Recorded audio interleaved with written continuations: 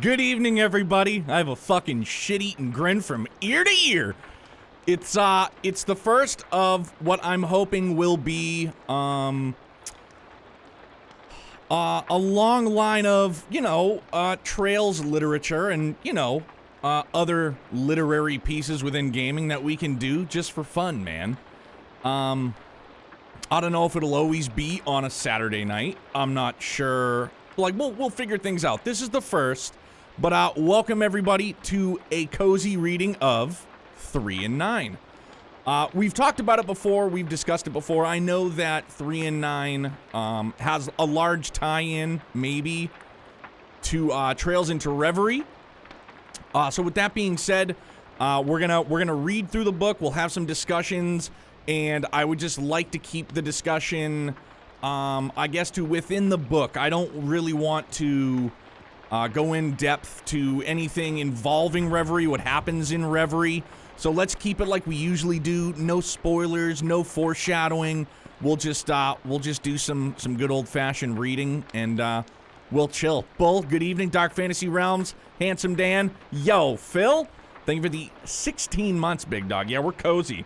Grab a snack, grab a beer. I have my smoking jacket, although I don't smoke. As I already alluded to, we got this my bachelor party. And my wife was just like, I'm shocked you still have it. And I was like, I'm fucking shocked you haven't thrown it out yet. So, hey, cheers. We're going to get into this, and I'm really looking forward to it. Yeah, this background is courtesy of Wallpaper Engine. Silver Argon, what's happening, dude? Jeff got the Unipart tonight. Did he really? How's he feeling about it? Guess we're both shocked then? Yes, sir. Oh, man. I know, I was keeping tabs, but honestly, I was trying to make sure everything was, like, working on this end. So, that is what has been preoccupying my time, other than, chilling in bed. He said her voice actor nailed it. Of course she did, dude. It's because it's fucking, it's heartfelt. Navasa, what's happening, brother? Story time? Who are you people? I'm well, dude. How are you? Yeah, his eyes got all watery. I understand, man. Trick-or-treating tomorrow, pray for your feet. Fam, get them tootsies ready. I got that after work on Monday night. Looking forward to his reaction to Azure Siegfried showing up. Good lord. All right, so here we go. We're going to get into it.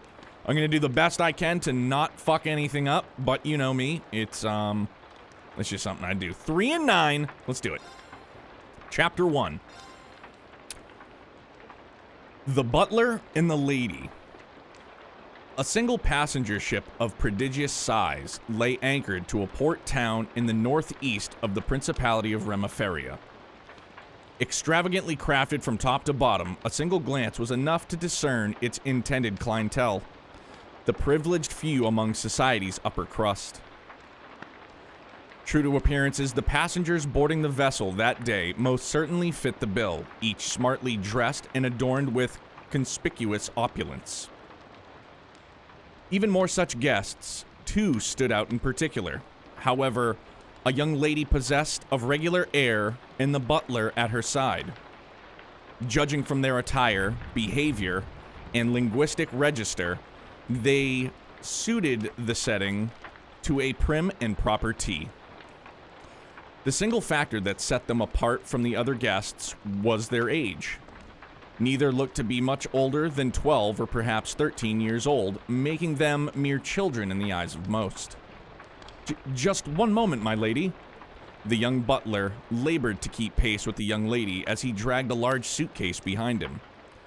Despite this, she continued to stride forward, not slowing her pace in the slightest. Exhaustion creased his weary brow.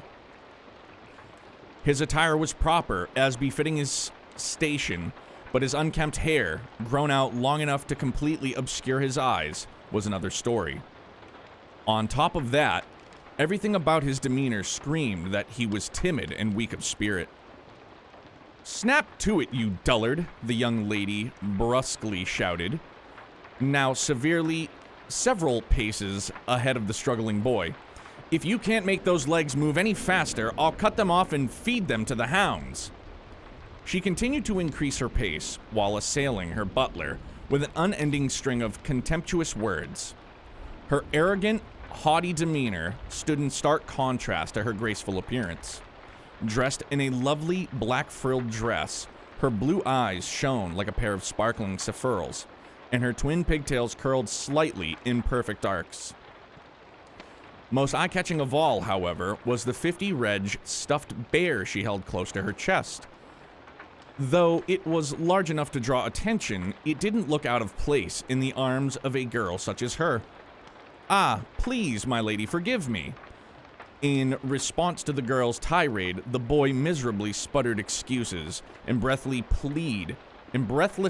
pled for leniency as he summoned his remaining strength to pick up his pace. After a not insubstantial trip, the two finally arrived at the ship's boarding gate. "May I please see your invitation and boarding passes?" The crew member working the gate asked, smiling politely. Up close, the ship was even more opulent, a prized possession of the Verne Company. Its main route was between Remaferia and the Calvard Republic via Lamelin Bay. For this particular trip, the entire ship had been reserved by one Halder Barn, a wealthy merchant from Calvard. Passengers hoping to board required both a standard boarding pass as well as an explicit invitation from Mr. Barn himself. However, as each invitation included the room information for the guest in question, the boarding pass was strictly a formality. Gray, the girl called the boy by name and gestured with her hand, implicitly ordering him to present their credentials. "Yes, my lady." "What do you require of me?" the boy asked, having completely failed to grasp his employer's unspoken instructions. "You cannot possibly be this dense, you stupid worm," she snapped. "Oh, I'm so sorry, my lady. I beg your forgiveness." Cowering before the young lady's vicious glare, the boy stuttered and stammered 1,000 apologies. "Silence! The invitation in the boarding pass, now!" Right away, my lady." The boy began busily rustling through the contents of the suitcase, frantically searching for the requisite papers. Yet his haste quickly proved to be his downfall, for no sooner had he located the pass than a sudden gust of wind blew past, tearing the paper from his hand. "Oh no!" he exclaimed. The boy instinctively threw his arms out, stretching them to their physical limit, but his efforts were in vain. The boarding pass gently fluttered down to the bottom of the harbor, coming to rest gently on the water's surface. As though that wasn't bad enough, misfortune continued to hound the boy as a number of silhouettes swiftly appeared beneath the waterlogged documents. A school of fish jumped into the air with a splash, spraying water all about. They then descended back into the harbor's depths, taking the hapless butler's boarding pass along with them. "Ah, no!" The boy's grief-stricken cry resonated through the harbor. Trembling with fear, he turned to face his master, prepared for an eruption of anger followed by a vicious tirade of abuse. Yet it did not immediately come. The girl simply stood there in silence. She stared long and hard at the boy, her face betraying no expression whatsoever. After what felt like an eternity, she spoke. This was the calm before the storm. The boy began spitting out apologies, tripping over his words as his voice grew weaker by the second, like a short-circuited radio rattling its death knell. His body seemed to shrink and his shoulders slumped like a criminal awaiting judgment. "You're absolutely useless!" The girl's anger finally burst forth in one violent blast. Despite the ferocity of her exclamation, she managed to save enough breath to launch a sharp kick at the boy in the same moment. The well-aimed strike sent the boy flying farther than her petite frame would suggest was possible. He seemed to hang in the air for a brief moment before resuming his journey downward off the edge of the pier, reaching a frigid end as he broke through the water's surface with a splash. As soon as he returned to his senses, he began violently thrashing his arms about, pleading for aid between coughing up mouthfuls of cold water. My lady, please help me," he begged, his thrashing growing more desperate and frantic. "You're going to find that pass, and I mean now. You're not leaving that water until I see it in your hands." "But I can't swim," he burbled as his head began to slowly sink beneath the surface. "I'm well aware. But please, His words were cut short as his lungs filled with water and the rest of his head bobbed below the surface. His thrashing ceased and his silhouette grew faint as he quickly plummeted downward to the bottom of the bay. With the situation having reached an unacceptable level of risk, several onlooking crew members ran over to rescue the waterlogged Butler. The moment the boy made it out of the bay, however, the still enraged girl kicked him right back in again. What a bitch.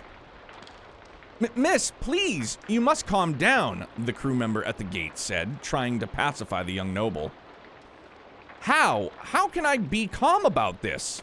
My father was unable to attend, so I'm here in his place. There are important business discussions taking place on this ship that I cannot afford to miss. And now, thanks to a certain someone's rank incompetence, that is exactly what is going to happen. The girl gave the boy a menacing glare so virulent it could have stripped the paint from the entire vessel. Tell me, Worm, how exactly are you going to take responsibility for me being unable to board? Though the boy was still coughing and violently spewing water, his already pallid face managed to lose what little color remained in it upon hearing those words. Feeling pity for the boy, the gate attendant stepped in. Well, for the time being, may I see your invitation instead? The boy moved to comply with his request, but was stopped dead in his tracks by the girl's menacing scowl. She produced the invitation herself and roughly shoved it at the attendant. The attendant read over the paper and went through the list of names on the guest list. This invitation is for Baron Chris Reinhardt, who I can confirm is indeed on the guest list. Might I presume you two are his daughter and her attendant? You presume correctly. I am Baron Reinhardt's eldest daughter, Celia Reinhardt. The gate attendant made a respectful bow before continuing to speak. Then there will be no need to further concern yourself with the matter of the boarding pass, Miss Reinhardt. You may proceed. Oh, we may? Strictly speaking, a decision of this nature required approval from a higher-ranking employee, but in this case, the gate attendant decided that swift action was the best way to provide a peaceful solution to the rapidly worsening situation at hand. It seems as though you'll live to writhe another day, you useless worm. Count yourself lucky. The girl boarded the ship, still staring icy daggers at her butler. He dragged their luggage on after her, still wheezing and dripping wet from the events of the past few minutes. It's probably Walter's shadow. Good God, man, I'm trying to read a fucking book here. Remain calm, it's just your shadow. This is like, forget it. He effusively expressed his gratitude to the gate attendant as he passed, receiving a sympathetic smile and a few words of encouragement. Having finally boarded the ship, the two youths immediately headed for their room. Their pace was quick, as though they already knew the way, and not a single word was exchanged between them as they briskly walked down the halls. Once they arrived, they gave the room a quick yet thorough search. Infiltration complete. The girl broke their silence, suddenly speaking in a sleepy drawl. Her eyelids drooped, and she let out a mighty yawn, not a trace remaining of the tense, high-handed young lady from only a few moments ago. I'm beat, S. Think I'm gonna take a nap. She tossed her plush bear onto the bed and immediately launched herself after it. She dove under the covers with childlike exuberance befitting someone her age, perhaps even younger. In contrast to her whimsical new demeanor, the boy remained completely expressionless. Don't let your guard down. The real mission begins now. His voice was alarmingly calm and terse. As he brushed aside his bangs, still wet from the frigid water of the harbor, his now visible eyes were cold and sharp. Beneath that, however, was the gleam of a hunter fixed on its prey. Each and every reg of his body exuded composure. The flustered, stammering butler from before was nothing but a memory. Though the girl's transformation was strange, the boy's sudden shift in personality was nothing short of jarring. That wasn't really your best work out there, S. Far from it. She spoke nonchalantly, rolling around the bed as she critiqued the boy's performance. He remained silent for a moment before speaking, almost as though he agreed with her assessment, at least in part. It didn't affect the mission, but you overdid each and every reaction. It's not easy to match that without seeming unnatural, you know? You hammering it up like that made us stand out more than we needed to. Despite her words, the girl's half-hearted tone took the bite out of her criticisms. These were the duo's true personalities. The upper-class young lady and her bumbling butler making a spectacle at the bordering gate were simply elaborate pageantry, an act necessary for gaining entry to the ship and nothing more. Any other method of infiltration might have raised suspicion, endangering their mission. Thus, they chose to board under false identities. They had made clever use of the organization's info network beforehand, ascertaining which of the invitees would be unable to attend. Armed with this bit of intel, they created their personas. The invitations required for boarding were printed on high-quality paper, but ultimately differed only in name. Using the same layout for each invitation was the logical choice for a merchant looking to pinch mirror wherever possible. Logical or not, that particular decision had made the necessary forgery a walk in the park. The boarding pass, on the other hand, was a different story. The Verne Company was known to employ cutting-edge technology to prevent forgeries. Attempting to use a fake pass to board was an act accompanied by a considerable amount of risk. This is why the two engineered the dramatic performance that took place at the boarding gate.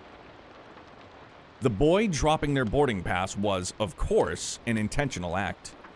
Both the gust of wind and timely group of fish were the result of a battle ornament the girl had kept hidden in her stuffed bear. A clever method she used many times in the past to cast arts unnoticed. All of their hard work paid off. The infiltration had gone exactly as planned.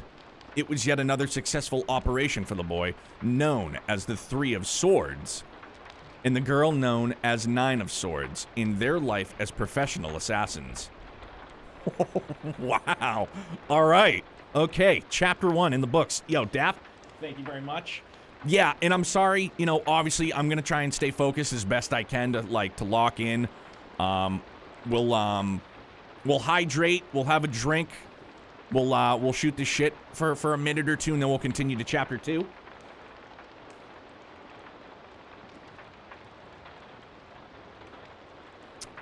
Yo, Philly, what's good, dog? Real good first chapter. Set up expectations and just changed them entire. Dude, like, it's like they're a couple of fucking Kaiser Soses. You know what I'm saying? Like, it had no idea. Give me a hell yeah! What? What? Not gonna lie though, the smoking jacket keeps me awfully toasty, and I have both windows in my studio wide open, and it's like 40 degrees out. Child Assassin gives Joshua vibes. As you go on with story time, I'm just here playing Persona 5. Dan, hope you're vibing on it, dog. Well, if I get too hot, take it off. I don't know. Can you guys see my nipples through my beater? That's hanging. I gotta save. Look, I already promised Lower D that we're gonna be, we're gonna be, what the fuck did I call it? We're gonna be, American Trucker Matter. I gotta get the mullet wig, and we're just gonna beat her up Monday night, for sure. All right, okay. So here we go, on to chapter 2. I love you guys. Oops, canceled, nip slip. That's what I'm saying, Ultra. I don't want to get fucking booted off the platform just because my areolas are fucking divine, all right? All right, chapter 2. Chapter 2, 3 and 9. At its scheduled time, the ship departed. As he watched the shoreline shrink into the distance, Three of Swords spoke in a cold, flat voice. Target presence confirmed. Have we pinpointed enemy positioning? Is our route prepared? Yep, we're good to go. The young girl, known as Nine of Swords, stood behind the boy, answering in a relaxed drawl. the polar opposite of her partner's icy tone. Having been dispatched by the organization, the two laid the groundwork for their mission: the assassination of the man responsible for this voyage, the wealthy merchant Halder Barn. So they're employed by the organization. All right. The organization was not particular about how they dealt with their targets, whether it's swift silence or via raucous violence. Their only real concern was making sure they did not draw the attention of the Bracer Guild or the local police. As a hard rule, 3 and 9 would always select the most efficient method available to them. In this case, their mission was to prevent the ship from arriving in Calvert with Haldor still alive on it. Haldor had strong ties with Heiue, a sizable criminal organization in the Republic. Should he safely make it to his destination and take refuge under their protection, his extraction and subsequent elimination would prove an exceptionally difficult task. Aside from the engine area, the ship had 3 main floors. The lowest housed a considerable amount of general passengers. Naturally, this was where 3 and 9's room was located. The second floor contained a hall used for parties, banquets, and meals, as well as other such events. Finally, the third floor featured luxury rooms prepared specifically for noble use. At present, however, the entirety of the floor was reserved by Halder, who was enjoying the comforts of the room in the furthest back. 3 and 9 put their equipment and tools in order and then sprang into action. Their plan was to head to the hall on the second floor, but not before leaving a little gift on the first floor. The hall would be packed with passengers once dinner service began. Given that only the ultra-wealthy and those whose noble status were in attendance, the menu was likely to be suitably extravagant, yet once they arrived, they found that Halder had not elected to appear, perhaps out of caution. This was expected, however, and the two took their planned positions in a central area of the room. It's time. 3's quiet murmur was immediately followed by the din of an explosion from the floor below. The passengers began to panic, but their fear slowly subsided to uneasiness as security personnel deployed and headed to the first floor to investigate the situation.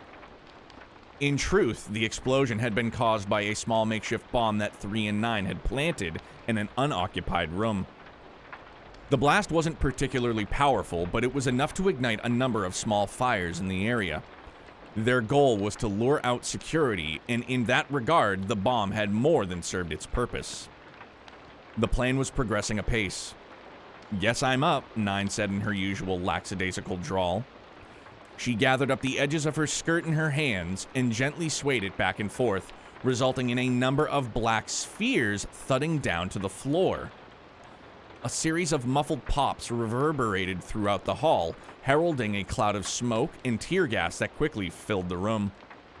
"What's going on? I can hardly breathe.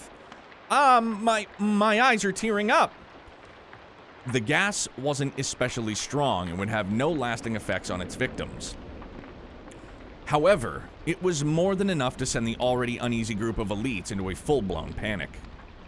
3 and 9 then began the next stage of their plan, their infiltration of the third floor. Currently, the bulk of security was on the first floor, meaning they would have to pass all the way through the second in order to respond to any emergencies at the top of the ship. The large numbers of panicking passengers on the second floor wouldn't stall security for long, but the situation would still buy 3 and 9 all the time they would need. So far, the assassin's plan had gone flawlessly. Still, that didn't mean killing Halder would be easy once they had reached him. The two hid themselves in a stairwell on the third floor and scouted ahead. 2 more there. From what I can see, it looks like we'll have 5 to deal with. 9 shared her observations with 3 in a hushed tone. He silently nodded in acknowledgement. One look at the men standing guard ahead was enough to tell that they were neither typical passengers nor ship security. They were well armed and their combat experience was practically carved into their hardened faces. Ex-Jaegers, huh? It was clear they had been hired not to protect the general guests, but to personally attend to Halder. Given that his room was located in the very back of the ship, it meant that the only way to reach him was through the battle-hardened veterans that currently barred 3 and 9's path. Avoiding a fight simply wasn't in the cards this time. "I'll take lead." As she said this, 9 began to casually walk forward, her posture relaxed. She made no attempt to hide her approach, and even when the guards heard her soft footsteps and turned to look, they didn't register as a threat. An advantage afforded by her candy-sweet exterior. "Little lady, you're not allowed up here without permission," one of the guards said in a gravely voice. "Yeah, we know there's been some kind of disturbance downstairs," another chimed in, "but this isn't an evacuation site. Get yourself back to your room." Their tone was a bit harsh, but considering they used to be Jaegers, their attitude toward 9 was almost amicable. She gestured towards Haldor's room. "But I want to go in there, pretty please." 9 wasn't putting on the spoiled noble act she had used to sneak aboard the ship earlier in the day. This was probably as close to her genuine sleepy intonation as she would allow during a mission. "You want to meet with Mr. Haldor, do you? Well, today ain't your lucky day, kid, because we got strict orders to not let anyone into his room." "And there's nothing I can do to change your mind?" 9 tilted her head as she spoke, her presence beginning to unnerve the guards. "No, nothing," one of them finally responded. "Oh, I see. That really is too bad." Despite her words, 9 didn't seem especially disappointed by their response. Taking her plush bear in hand, she suddenly thrust it out in front of her. There was a flash of silver and a loud whip, followed by the thud of 2 of the guards collapsing to the ground. Their necks each had been pierced by 2 needles, which had been tipped in poison, a specialty of 9's and her mainstay in combat.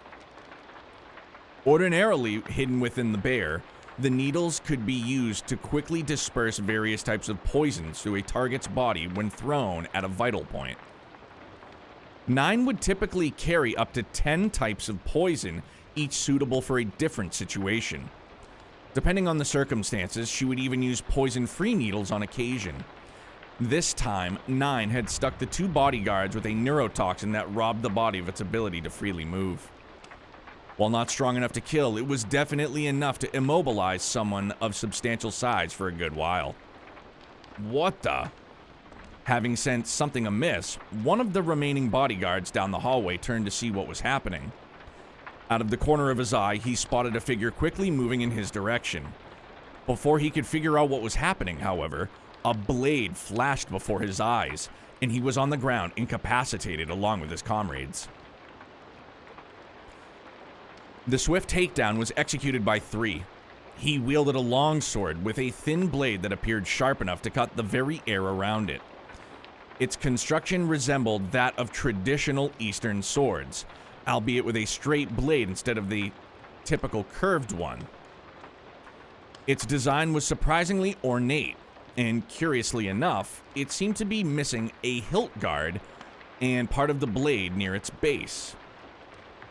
The 2 remaining bodyguards had seen what had happened and had each already dropped into a fighting stance. No matter how youthful their opponents, it was clear they had no intention of pulling their punches.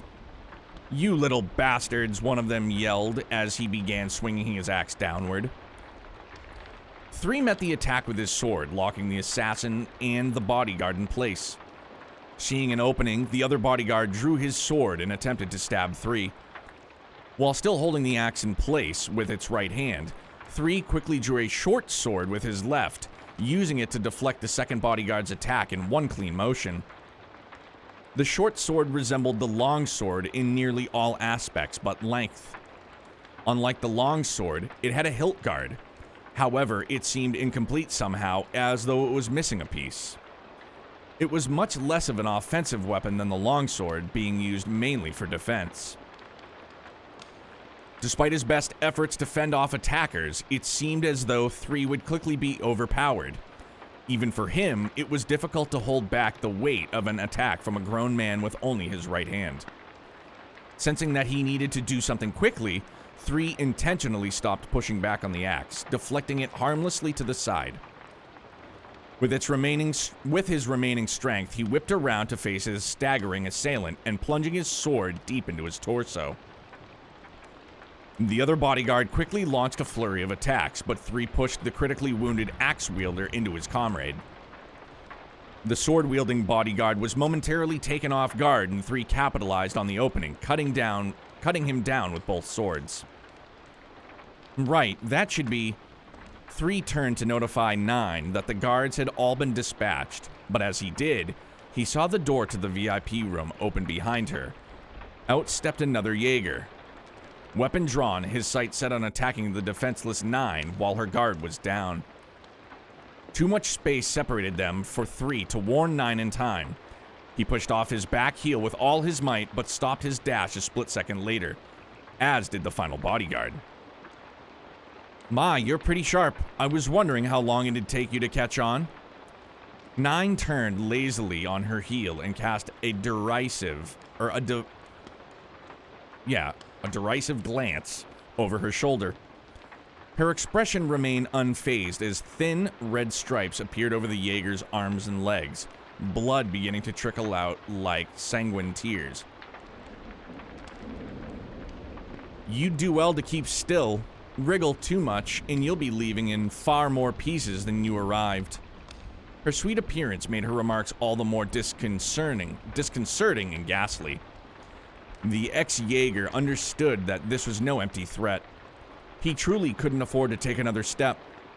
The cause of his painful predicament was a web of superfine steel wires surrounding him. Thanks to their special processing, the wires were roughly as sharp as a drawer full of top-end kitchen knives. 9 had laid a trap outside the door, one that an unassuming person would have been hard-pressed to detect with the naked eye. Any unforeseen soul who had tried to pass through the area with any degree of speed would have soon found themselves the centerpiece of a grisly, blood-splattered tableau. The wires were connected to specially designed needles, 9 used as her main weapon.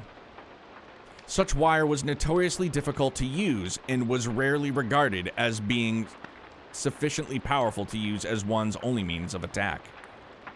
While there were rumors of true masters who needed no other implements to eliminate their target, 9 had yet to attain quite such a level of skill with them. That said, she was still a menace in her own right, and a fiendishly clever master of traps besides, as the ex-Jaeger had just learned. 9 tossed a poison needle at her immobilized foe with minimal effort, and her hapless victim collapsed to the floor. She tilted her head to the side as she noticed 3 staring at her. "What? Is something wrong, S?" she asked, using the nickname she preferred to call 3 by. She would often refer to herself as N, which 3 took as a shortened version of 9.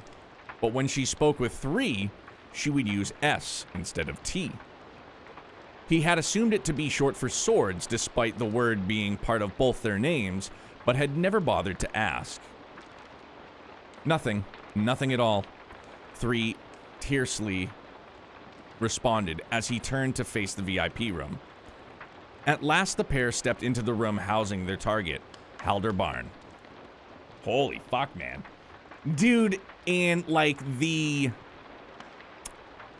creepy head tilt, like that fucking wigs me out. Arn, what's happening, brother? Hey, Ethan, it's good to see you, man. I hope you're doing well. Rush, good evening. I'm already a hot, sweaty mess. I gotta turn this fan up. Get faster, fan. I know exactly who these characters are, and I cannot wait for you to play Reverie. Dude, I am just... Holy smokes. Knowing things about Reverie makes this very neat. God damn it. Come on, June 20th. That is not the confirmed date. It is just the, I need it. I fucking need it, dog. Armed, it's good to see you, man. Everybody welcome in.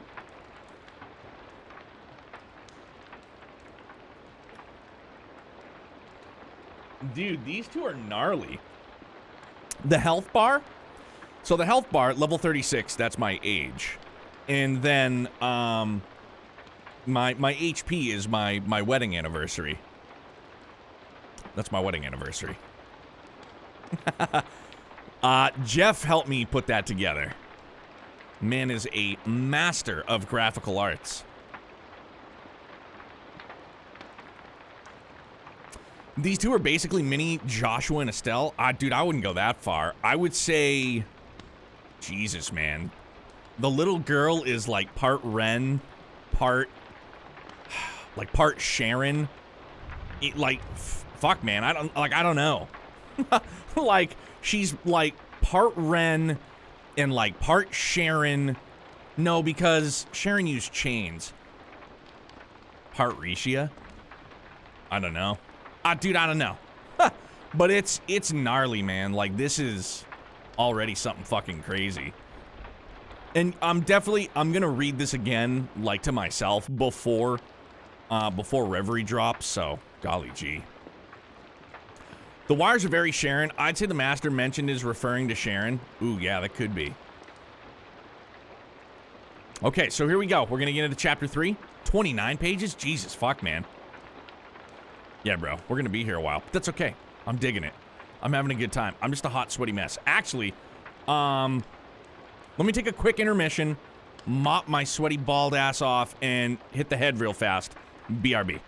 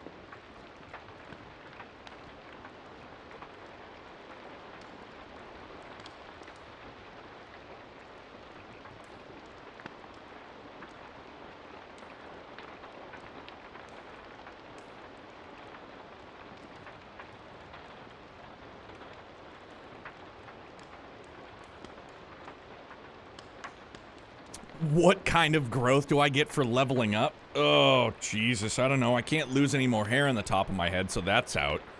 My joints can probably ache a little bit more. Yeah, I don't know. We're gonna go with that. My back doesn't usually bother me too much these days. Chiropractor does fucking wonders, bro. But yeah, on a level up in my dotage, yeah, I would say little aches and pains, you know. Not so much when it rains or when it's cold out, although shoveling snow when it's cold out fucking blows, but, you know, it is what it is. All right. Chapter 3. Chapter 3. The Assassins in the Target. There's a meme type of Fire Emblem run where leveling up makes you lose stats, basically turns it from growth to aging. That's real life, dog. That is real life. Inside, the room was opulence made manifest, the best of the best, enough to make the wealthiest noble envious. In the center of its spacious layout sat Haldor Barn, reclined on a sofa. He brought a glass of wine to his lips as his features twisted in wry, unpleasant expression. Absolute incompetence. Such a simple job, and yet apparently one completely beyond them. Mr. Barn had finally grasped the situation. He had given the order that no one be allowed in, yet there were now 2 children standing before him. Given the commotion outside, it had been easy to guess what had happened. Though their appearances made it hard to believe, the 2 standing before him were no doubt professional assassins here for his life. Still, Haldor maintained his composure. He kept this realization hidden and didn't allow so much as a hint of panic to creep into his features. The source of his confidence was a certain colossal machine that sat on the floor before him. Its mere presence made even the impossibly spacious room feel cramped. It towered over 2 arge in height, with 6 spider-like legs protruding from its body. Its humanoid upper half stood erect, with 4 menacing arms stretching out from it. The entire machine emitted an eerie glow, making for a most intimidating sight to behold. "Wowee, that's a big one," Nine remarked, glancing up at it. "An archaism," 3 exclaimed, immediately shifting to a battle stance. This beauty is a new favorite of mine, a rather fruitful find at a recent back alley auction I happened to attend. It wasn't cheap, let me tell you. But no, I didn't stop there. I'm a man who doesn't do things by half measures. I paid a princely sum to have it outfitted with the most cutting-edge technology available. Mira well spent, in my opinion. I dare say it has enough firepower to easily wipe out an entire platoon of soldiers if it wanted to. In fact, it'd be mere child's play. Barely able to contain his smug grin, Haldor looked like a boastful child showing off his expensive toy at school. So the bums outside were just bouncers then, and this monstrosity is what's actually here to protect you, 3 deduced. Oh, a sharp one. That's precisely correct, Haldor said gleefully. As long as I have it by my side, my safety here is guaranteed. And once I make it to the Republic, I'll be untouchable. He let out a long laugh, his voice rising higher and higher, echoing endlessly throughout the gaudy chamber. Shockingly stupid. He really is an idiot, huh? The duo's comments weren't born from simple overconfidence. Even if they did somehow fail in their mission, and even if Haldor did somehow manage to make it to Heiyue territory, he had already been marked for death by the organization. They would pursue him to the bitter end. To the last man, he had 0 chance of survival. Attack! At Haldor's order, the archaism lurched into action. It set its sights on 3 and charged straight for him. 9 took the opportunity to begin casting her arts. While her partner specialized in close quarters combat, she was a force to be reckoned with when it came to orbital arts. As she began the charge, however, one of the archaism's arms rapidly folded out into a gun, the muzzle pointed in 9's direction. Without delay, it sprayed a hail of bullets at her. Whoa! 9 evaded the gunfire by her hair's breadth, but was forced to abandon casting her art. The archaism focused its attention back on 3, who was busy fending off its melee attacks with his longsword. 9 sprinted to the other side of the room and started her cast again. The machine's aim was too adept, however, and she found herself unable to escape it long enough to get an art off. It appeared that their foe was equipped with a powerful arts detection sensor, one that allowed it to identify incoming orbital attacks and counterattacks before they could be launched. Forced to abandon her casting yet again, 9 screwed up her face in frustration and sullenly gripped her plush bear. This thing doesn't play nice. I quit, she said in a huff. It was a fair point. Poison-tipped needles wouldn't have been particularly effective against the steel plating of a machine, and without the ability to cast her arts, 9 found herself at a loss. 3, however, remained unperturbed and readied himself for another onslaught. I'm gonna grab a little shut-eye. Wake me when the fighting's over, okay? 9 said as she flopped down on the room's sofas, using her bear as a pillow. 9, cut it out. I need you to stay awake, 3 shouted from across the room. Despite this, 9 didn't react at all. As she dozed, the archaism seemed to disregard her as a threat and fully focused its attention on 3. Its 4 arms transformed into a sword, a lance, an axe, and a gun, proceeded to launch a relentless string of attacks at the already overwhelmed assassin. 3 leapt out of the way as the machine's sword arm cut an arc through the air, only to then see the lance rocketing towards him. He narrowly avoided it, but his escape path was blocked by a mighty swing of an axe. Meanwhile, the archaism had its gun trained in Halder's direction. Even in the heat of combat, it prioritized protecting its master against any approaching threats. Swift movements and deft swordplay were the foundation of 3's combat style, but they were of little use against such a powerful machine. The archaism was simply too fast, and its attacks were both explosively powerful and aimed with deadly precision.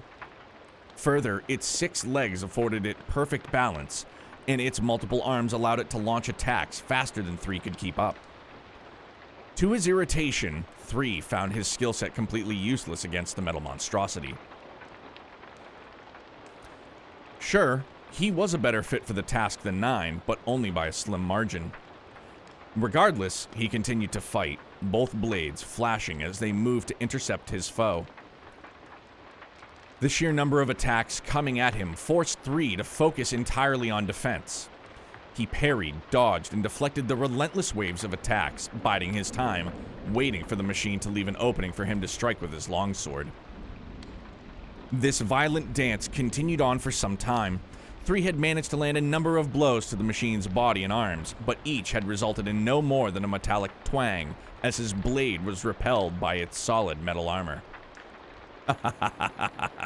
It's no use, child.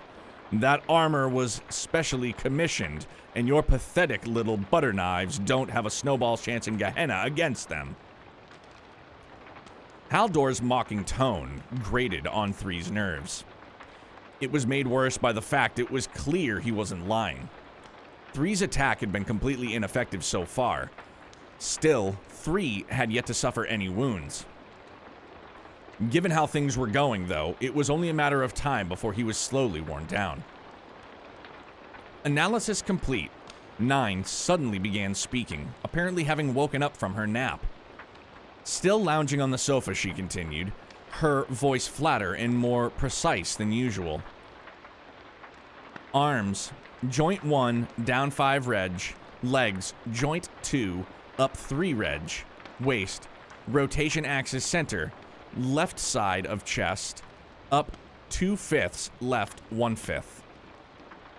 The first to respond was not 3, but Halder. You little wench, how did you do that?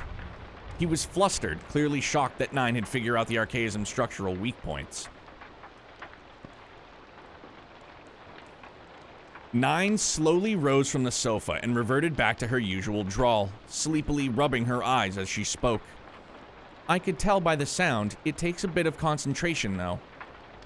Pure disbelief was etched into Halder's face. 3, on the other hand, looked as composed as ever. He had known from the start what 9 was doing. He was simply buying time until the analysis is complete. Yes, now! Right. 3 readied himself and rushed the archaism, his swordplay swifter than ever, a veritable tornado of slashes and stabs. Each of his attacks hit upon one of the weak points that 9 had pointed out. He suddenly switched to his short sword and performed the same volley of attacks, hitting each point a second time, but the result was the same as before. Nothing save the same high-pitched metallic sound that rang out with each hit. It didn't appear that the archaism had been damaged in the slightest. Halder was beside himself with laughter, relishing watching the young assassin struggle. What a joke! You can swing those little swords of yours until the palms come home, but you're never getting through that armor. All part of the process. Letting this simple reply linger in the air, 3 lined up his short sword with the empty section of the base of his long sword. The 2 blades locked into place, becoming a single weapon, their sharp edges lining up perfectly. At first glance, it would be difficult to tell the 2 were ever anything other than a single sword. Haldor watched the process with interest, but then burst into mocking laughter a moment later. Proud of your pocket knife, little boy? Do you honestly think that will be your ticket to victory? Truth be told, even if it's in its combined state, the reach of 3's sword hadn't improved any, nor was the weapon sharper or faster. The slightly increased weight of the blade may have provided some increase in power, but certainly not enough to break through the archaism's thick armor. Given the opponent at hand, the weapon truly seemed little better than a toy. 3 chose to remain silent and let his weapon do the talking. He swung it at the weak point on the archaism's leg, the same spot he had targeted before. This time, however, his strike was followed by a loud explosion, and the archaism's leg flew across the room. The blast seemed to have come from within the archaism itself, and was powerful enough to have blown its limb clean off. The blast appeared similar to that of a fire element art, but neither 3 nor 9 had appeared to have cast anything. Even if they had, the archaism sensors would surely have detected it. What the? Haldor stammered, his face twisted with shock and fear. Another swing by 3's sword, followed by another explosion. A second of the archaism's limbs was sent flying to the corner of the room. What the hell is going on? Haldor screeched, no longer trying to hide his panic. His tone quickly deteriorated from alarm to abject terror. This is no ordinary sword, 3 began to speak, his face devoid of expression. It's fully integrated with a battle orbment, forming a single weapon. Well, strictly speaking, I suppose it's closer to an ordinary orbment than a battle orbment. As he spoke, he continued his attack, his swordplay not pausing even for a second. An orbment with a single function, a controlled explosion on points I designate. However, its activation requires each blade to have separately made contact with the intended target area. You can think of the marks as targeting coordinates, essentially. Even though 3's initial attacks seemed to have been repelled, they were actually preparatory steps in his process. The subsequent explosions were the true attack. The 3rd strike to the same location, this time made with the unified blade, results in the explosion. The location and timing specifications were complicated, as was the use of the specialized orbment in conjunction with some automated processing. The end result was an instantaneous cast time, however. If the wielder was skilled enough, they'd be able to launch powerful arts attacks without the need for any charge-up period. It was in this ability that the very value of 3's weapons lay. But having suffered an enormous amount of damage from the rapid art strikes unleashed on it, the archaism began throwing sparks in all directions. It began to dawn on Haldor that victory was no longer an option for him, and he began to desperately look for a means of escape. Stop fighting and get me out of here now! He ordered the archaism in a shrill yell. Reacting to its new orders, the machine quickly rotated its torso and began moving toward him. I don't think so, a lazy voice called out from across the room. During the commotion, its remaining spider-like legs had been bound with a complex web of steel wire, rendering it immobile. This is the end. 3 quickly struck its remaining weak points in rapid succession. The resulting series of explosions tore the machine to pieces, littering its surroundings with burnt steel and charred components.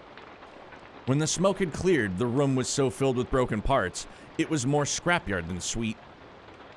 What remained of the Archaism's body ceased all functions and collapsed, its chassis mangled beyond recognition.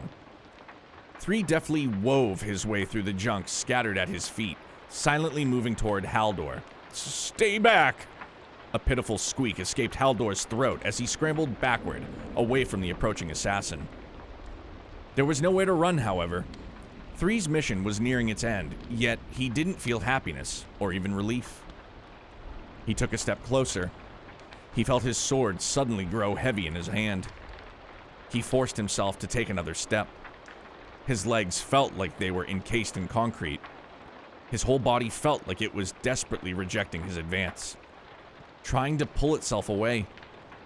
Another step. This was how it always ended. All that remained was for him to fulfill his role. He was nothing but a tool, a machine. This was how it was supposed to be. 3 took one final step.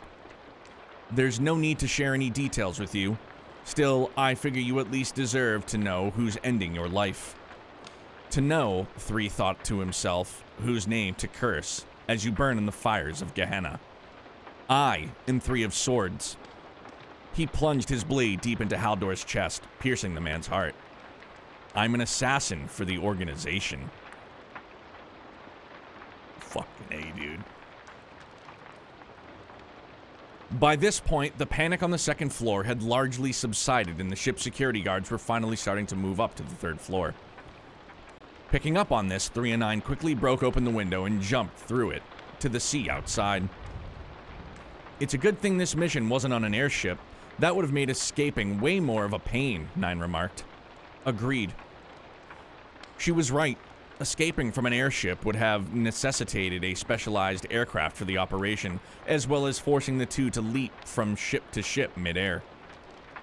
It wouldn't have been entirely impossible for the young assassin, though, and surely someone in their wide world had carried out such an operation before. 9 softly called out to 3, again using her preferred nickname for him. He was a corrupt man, an evil man. The 2 of them looked back toward the ship. There was no need for further explanation between the 2. Yeah, 3 said quietly, I know. He had been thorough in reading through the mission dossier and knew that 9 spoke true. Haldor was a bastard through and through, one that had performed all kinds of horrible acts in the pursuit of Mira. His mere existence sullied the world, and society was better off without him no longer a part of it. Not that it matters either way. When it came down to it, a hit was a hit. A target could be the person with the purest heart on the continent of the scummiest bottom feeder imaginable. If an assassination order came in from the organization, 3 and 9 followed it. That's how it always was. I guess.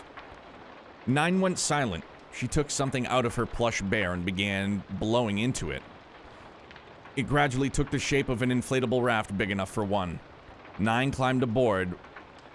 9 climbed aboard it and flopped down, once again using her bear as a pillow. I'm gonna catch another few winks. I'll leave this part to you, S. Okay?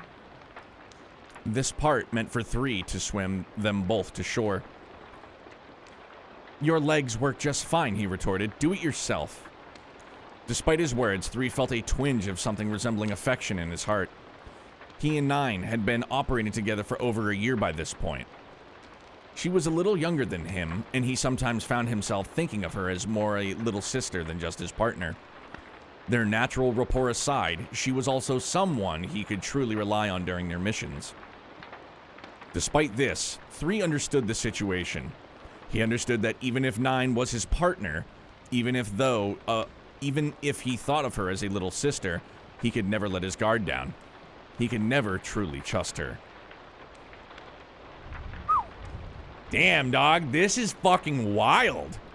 Okay, so after this chapter, I definitely get way more like Ren and Joshua vibes. Ocean Gale, good evening, my friend. Just putting it out there, Tio's analysis craft has to study a target at length using the orbital staff to amplify her computing power, and just takes a nap. Like, what a man. Like, what a game plan. Just, this is pretty gnarly, man. This is fucking bonkers, dude. Man.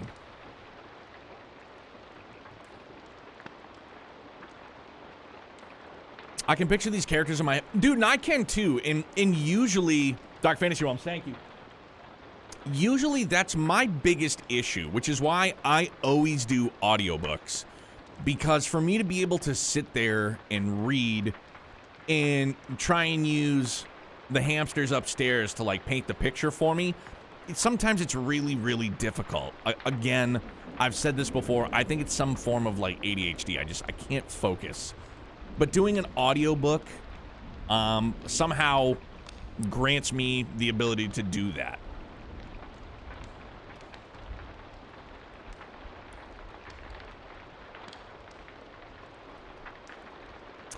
This reference to other games is very interesting. Makes it feel more like a fiction, more like fan fiction than a universe novel. It's pretty nuts, dude. And all the while, I was thinking in my head, like, that airship Kevin was on in the third, but I know it's not. But man, this is good, dude. This is really good. This is really, really, really good. What is this? This is just chapter 3. Hot dog, hot diggity dog. Right on. Chapter 4. Hold on. We're gonna, yeah, like I said, we're gonna do some pauses in betweens, get hydrated. Audio level should be good, right? The rainfall, the crackling of the fireplace should be nice and cozy, yeah? Both of them just from these 3 chapters seems busted. Oh, yeah. 3 and 9 is top of the top in-game novels. This one, Carnelia, and Red Moon Rose are all the best books because they reference actual Zemarian events too, so there's more tie-in. Golly. First 3 chapters felt like they could be a tutorial for a game. Oh, for sure. And they do sound absolutely busted. And now, like, I'm even more enamored just to see them. You know what I mean? Yeah, S's sword become, like, dude, the thing that popped into my head was, like, the 2 swords coming together. Like, I immediately thought of Cloud's Buster Sword in Advent Children, how it was, like, multiple pieces. Obviously not to Cloud's Buster Sword's extent from Advent Children, but the 2 blades. And in chapter 1, when they go into detail, well, no, was it chapter 2 they went into detail about, like, the 2 swords, one not having a blade guard.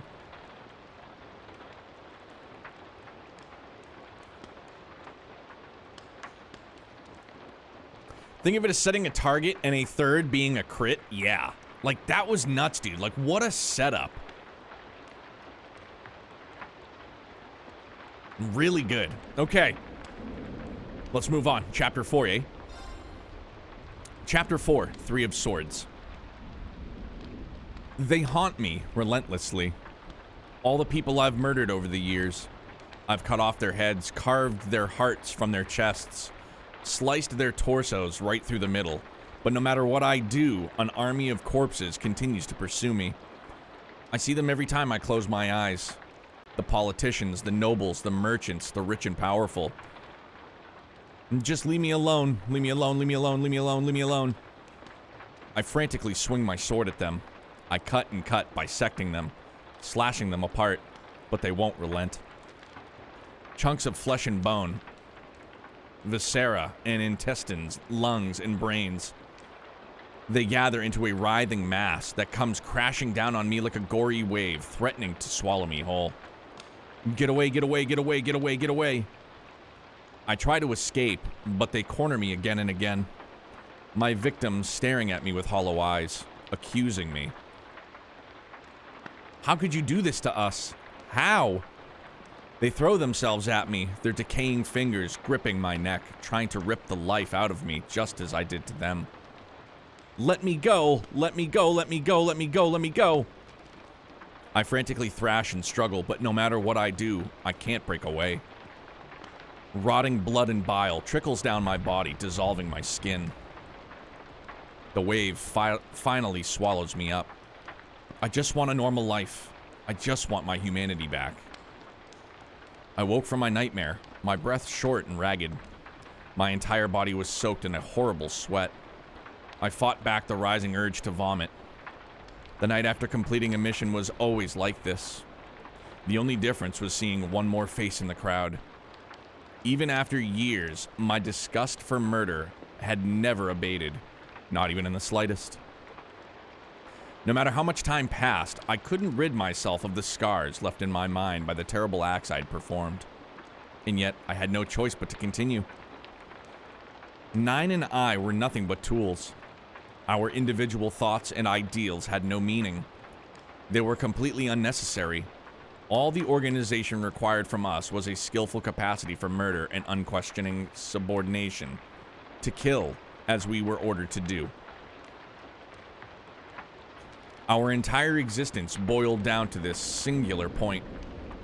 To reject an order or attempt escape was tantamount to suicide.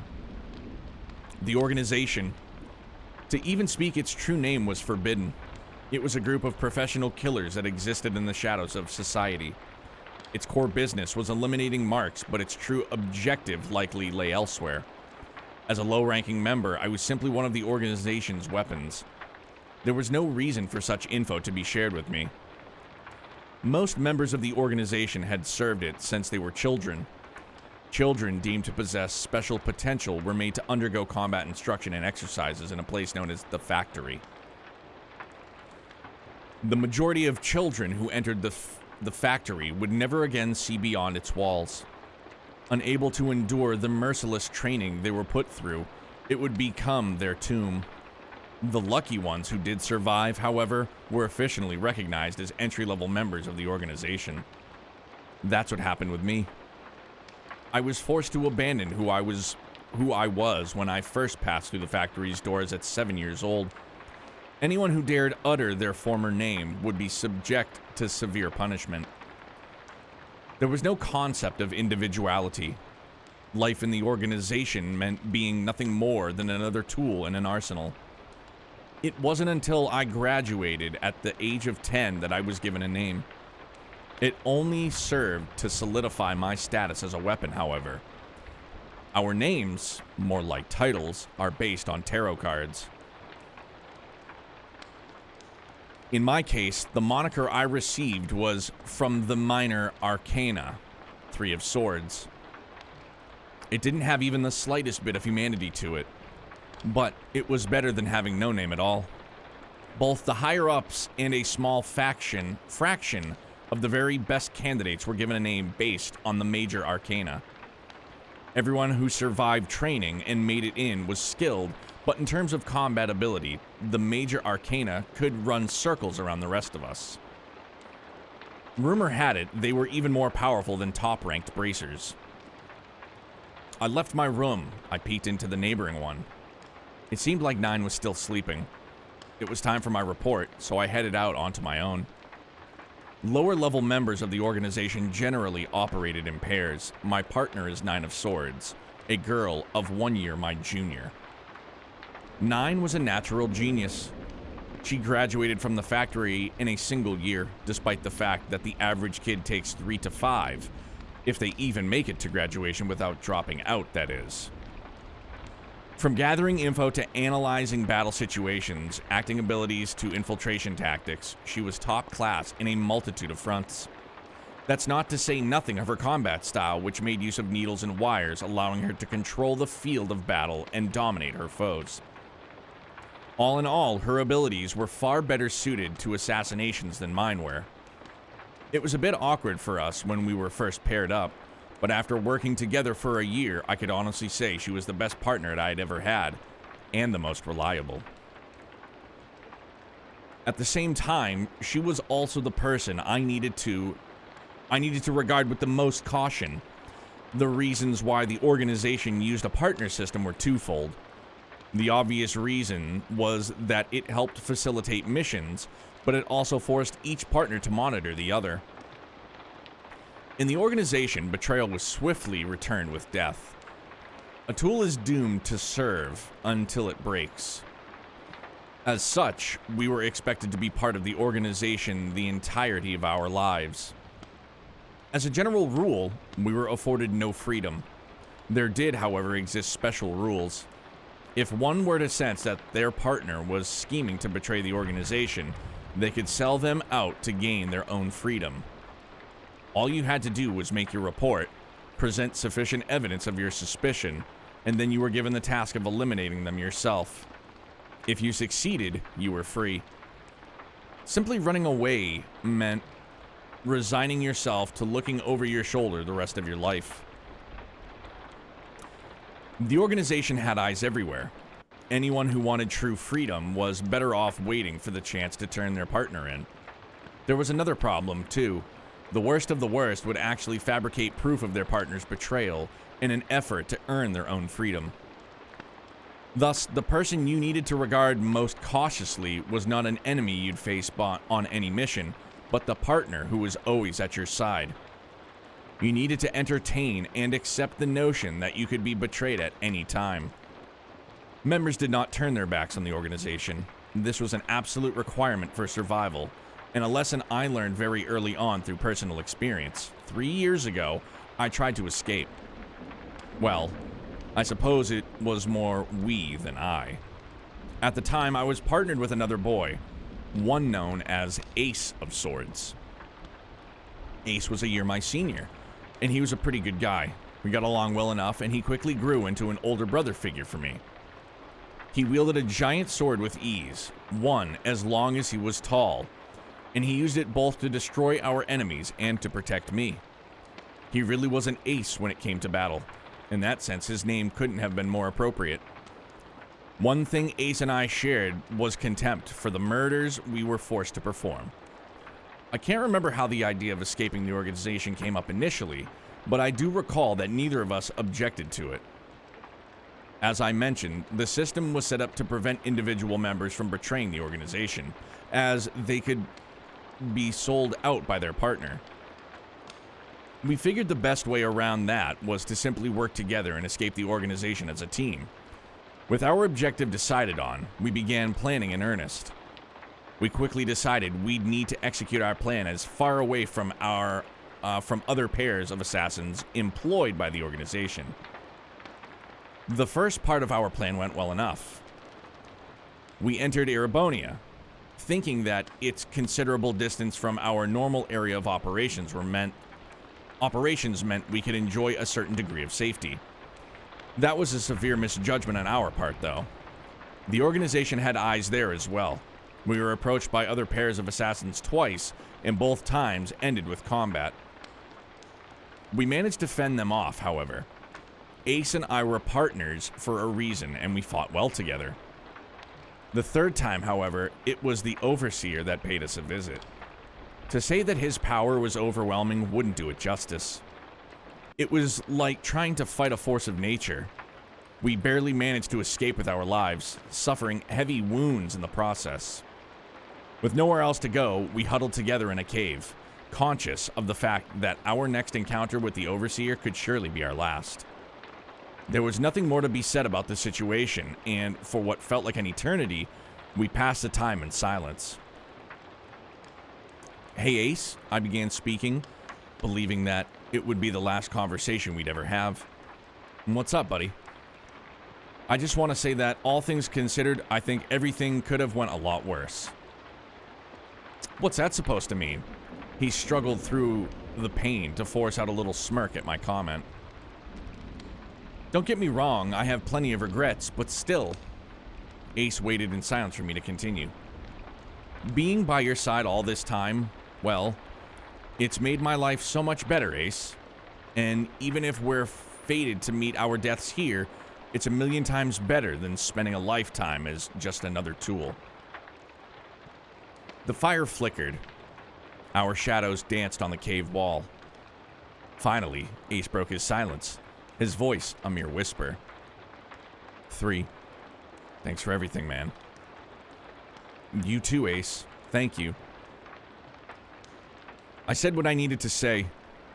I felt that if our opponent were to arrive at that very moment, I'd at least be able to give my whole soul to the battle.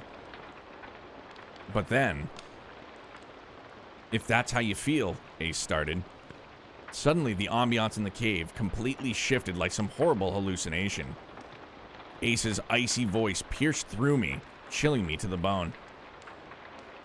Then die, buddy. Die for me. My first reaction was slight confusion. I actually interpreted it as a clumsy way of saying that we would face our deaths together.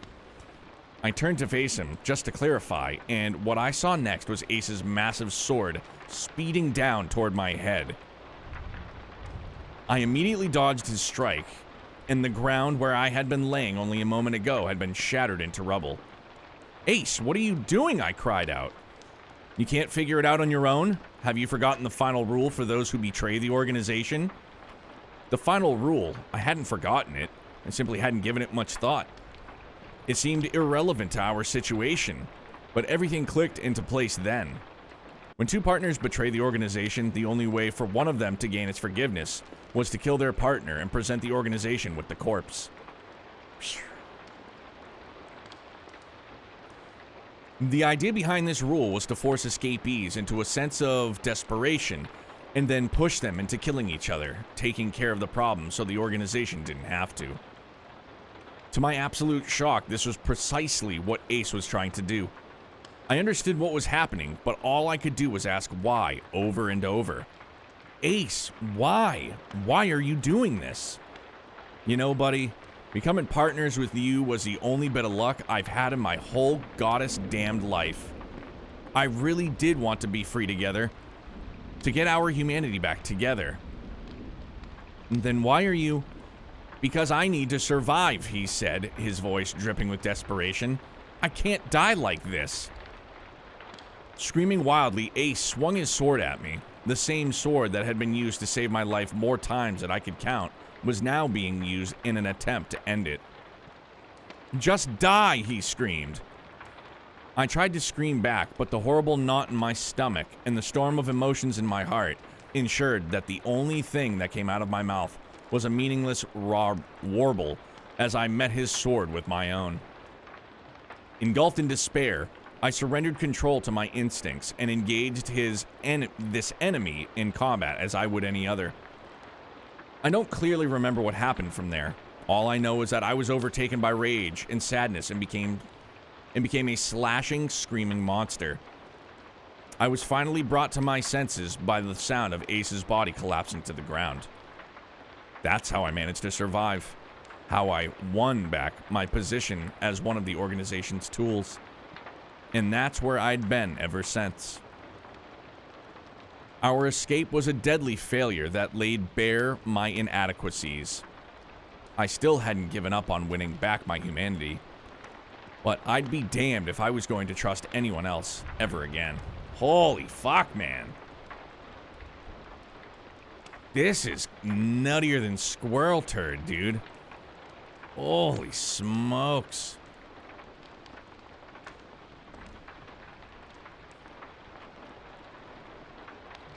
Dude, so... Holy smokes. It seems as though, like... And forgive me because I'm just trying to, like, keep everybody's names. I'm trying to, like... So... Well, 3, obviously. 9 seems like she is... kind of out there. Although it seems as though... 3 still... is still with it. You know what I mean? Like, he's still got, like, that bit of humanity, like, in there somewhere. So this is the part where my theory about the organization is Ouroboros just dropped dead. I don't think the society has a division like this or even engaged in this practice. No, and when they mention... Obviously, the organization is being mentioned, dude. I don't know, man. It doesn't sound like something that they would partake in. Thank you, Daft. Sure shall.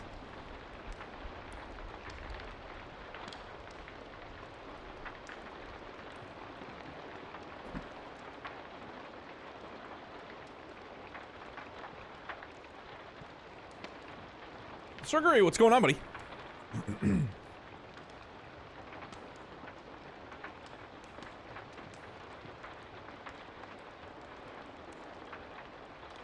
Damn, this is... Oh, dude, Dark Fantasy Realms, it's all good, bud. They mention high rankers having major arcana, which is interesting. Just makes... I continue to think about Luciola. Where she went, where she's been, where's Walter? Not my Walter, he's out there. But... obviously, the organization is Organization 13, and this is secretly a Kingdom Hearts crossover. Imagine. Trigger, why are we reading this? Because I want to. Because this is the start of a new series, I guess, if you want to call it. We had a channel challenge, and once we met that goal, people contributed their channel points, and we're just gonna do cozy readings of Trails literature and other literature in gaming.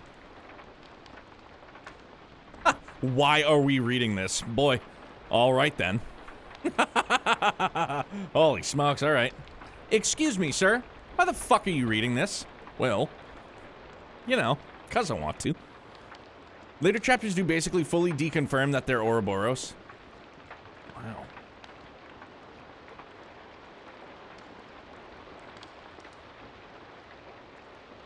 It's all good, dude.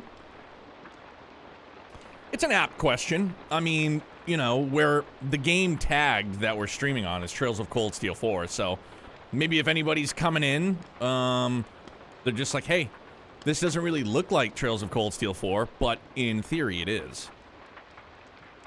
One thing I do like is how they fleshed out what new Ouroboros members were doing during past games. Like Sharon was fighting Instructor Sarah during Sky FC to stop her from... Yes! Man, and I need some chapstick too while I'm at it.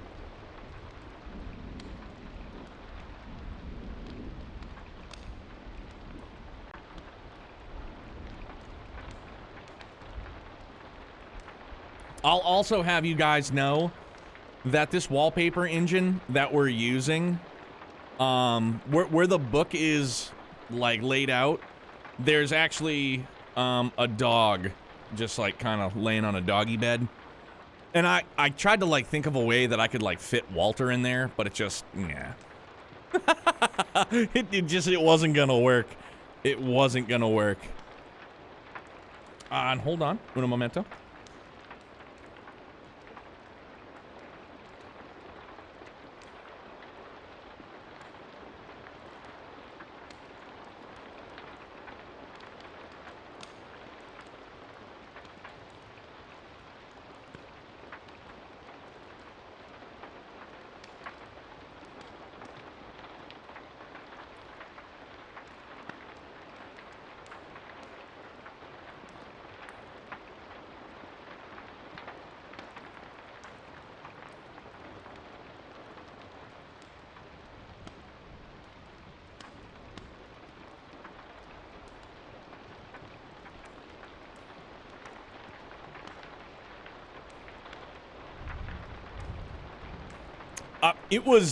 I think it was initially Ocean Gale that was just like, hey, there is some, maybe not so... He basically said that, like, this is very important reading going into Reverie.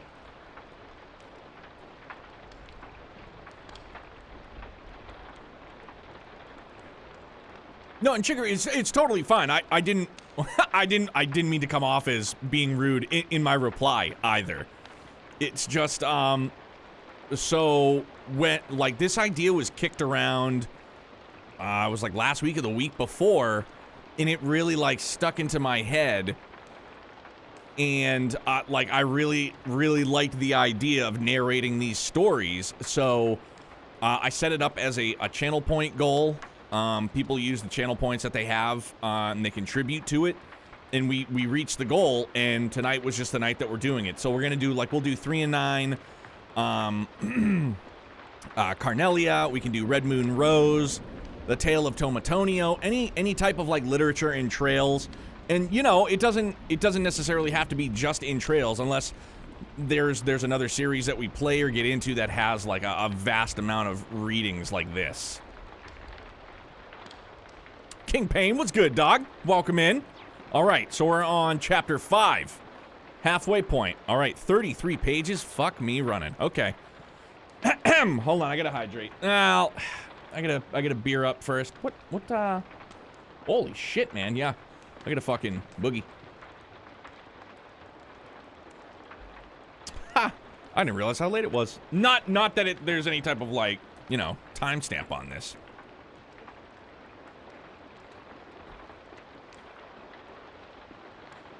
It'll be interesting to see how Jeff reacts to being told to read it. He doesn't react well to being told to view content. Yeah.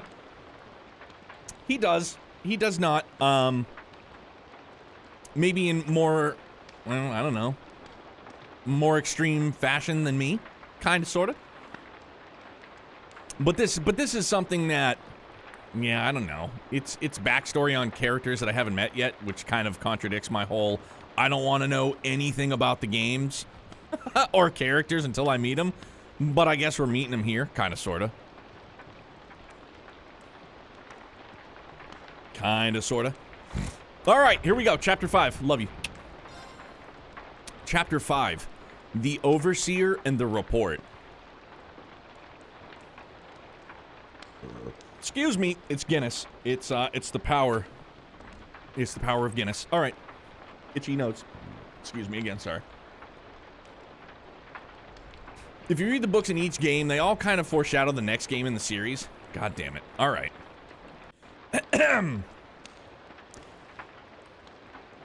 The town was practically empty, and the first rays of dawn were only just beginning to pierce the dark sky above. Stepping out of the inn, 3 inhaled deeply, filling his lungs with the chilly air in an effort to dispel his drowsiness. The town, known as Luzent, was located on the border of Calvard and Remiferia.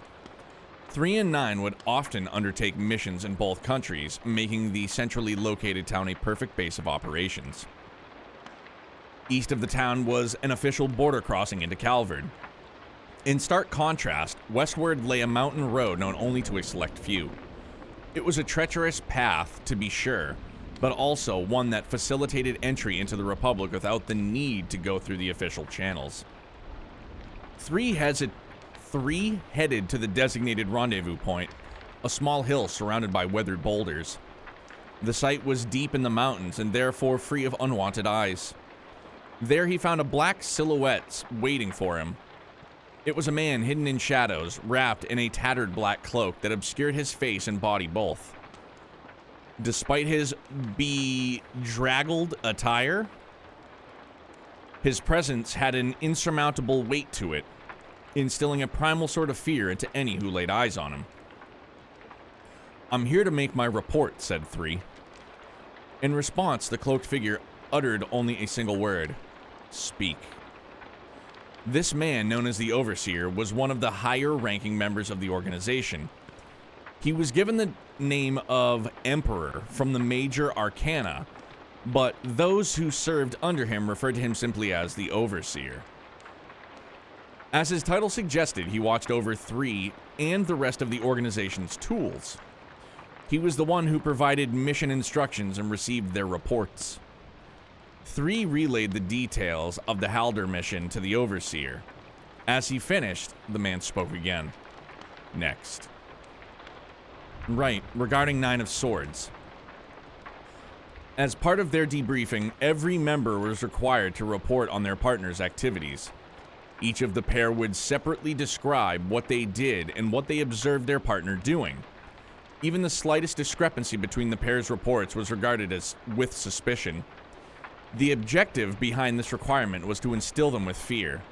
Fear that any plot they may hatch to betray the organization would swiftly make its way to the ears of their superiors. "That is all," 3 said as he finished his report. "Very well," the Overseer said. "You will be contacted with instructions for your next mission once they are ready." "Understood." 3 turned to head back to town, but as he did, the Overseer spoke again. It was little more than a whisper, but it was delivered with a weight that froze 3 in his tracks. Stop. 3 slowly turned around to face the Overseer. As always, his dark hood completely covered his face. It's been 3 years now. You haven't been making any more plans, have you? 3 felt a sudden chill shoot down his spine. The Overseer's suffocating gaze was laced with a powerful malice. There was no need for 3 to ask for clarification. He knew the Overseer was talking about his escape attempt 3 years prior. The Emperor had personally conducted many of the organization's purges of runaway members. As their very lives became threatened, many lower-ranking members would find themselves overwhelmed by fear, rendering them powerless before the merciless Emperor. Thus, even within the organization, a cruel place in its own right, the Emperor had earned himself a reputation for his savagery. He was also the very same man who had tracked down 3 and Ace during their escape attempt. Had he already picked up on 3's new plan to escape? No. 3 found the thought absurd. He had taken every step with the utmost care and prudence. Further, if the Emperor had obtained some proof of 3's wrongdoing, the young assassin would already be dead. This was a test. If 3 wavered here, even in the slightest, it would mean his end. I will never again attempt something so foolish. I am a tool of the organization, nothing more. My sole purpose is to take the lives of my targets. The way he cast his eyes, he calculated and practiced manner... The way he cast his eyes, his calculated and practiced manner of speech, his natural breathing patterns, 3 had pulled it off to perfection. Silence hung heavy in the air between them and the moment. Finally, the Emperor spoke. I do hope that is the case. The murderous presence faded from the air, as did the tension that had been building in 3's chest. There are certain expectations riding on your shoulders, the Emperor said. I will fully devote myself to meeting them, 3 said, in the same practiced tone. He moved once more to return to town and was not stopped this time. He bought it. Back at his inn room, 3 let out a sigh of relief as he collapsed into his bed. Nothing had really happened during his exchange with the Overseer, but nonetheless, he felt completely drained. Without exception, each interaction he had with the Overseer was psychologically exhausting. This was to be expected, however, as he was indeed hiding his true intention from the organization. In truth, 3 had been planning a second escape attempt. The past 3 years had been grueling, but did nothing to quash his fervent desire for freedom. If anything, his resolve to reclaim his humanity had only grown stronger by the day. However, each day also saw his blood-drenched hands growing yet heavier with sin. He was a mere tool, human in physical form only. What few shreds of humanity still remained in his heart, he feared would be forever lost before much longer. Each new day that dawned could be the day that he finally slipped away into being little more than a device, one whose only function was assassination. Put simply, a cold-hearted monster. That was the terrifying future he dreaded above all else. I absolutely need to succeed this time. I need to get out. His plan had 2 requirements he absolutely needed to meet in order to succeed. First off, he needed to avoid a direct confrontation with the Overseer. Second, 9 could not find out about his plan regardless of their partnership. He had to be careful to avoid even giving the impression that he longed for freedom.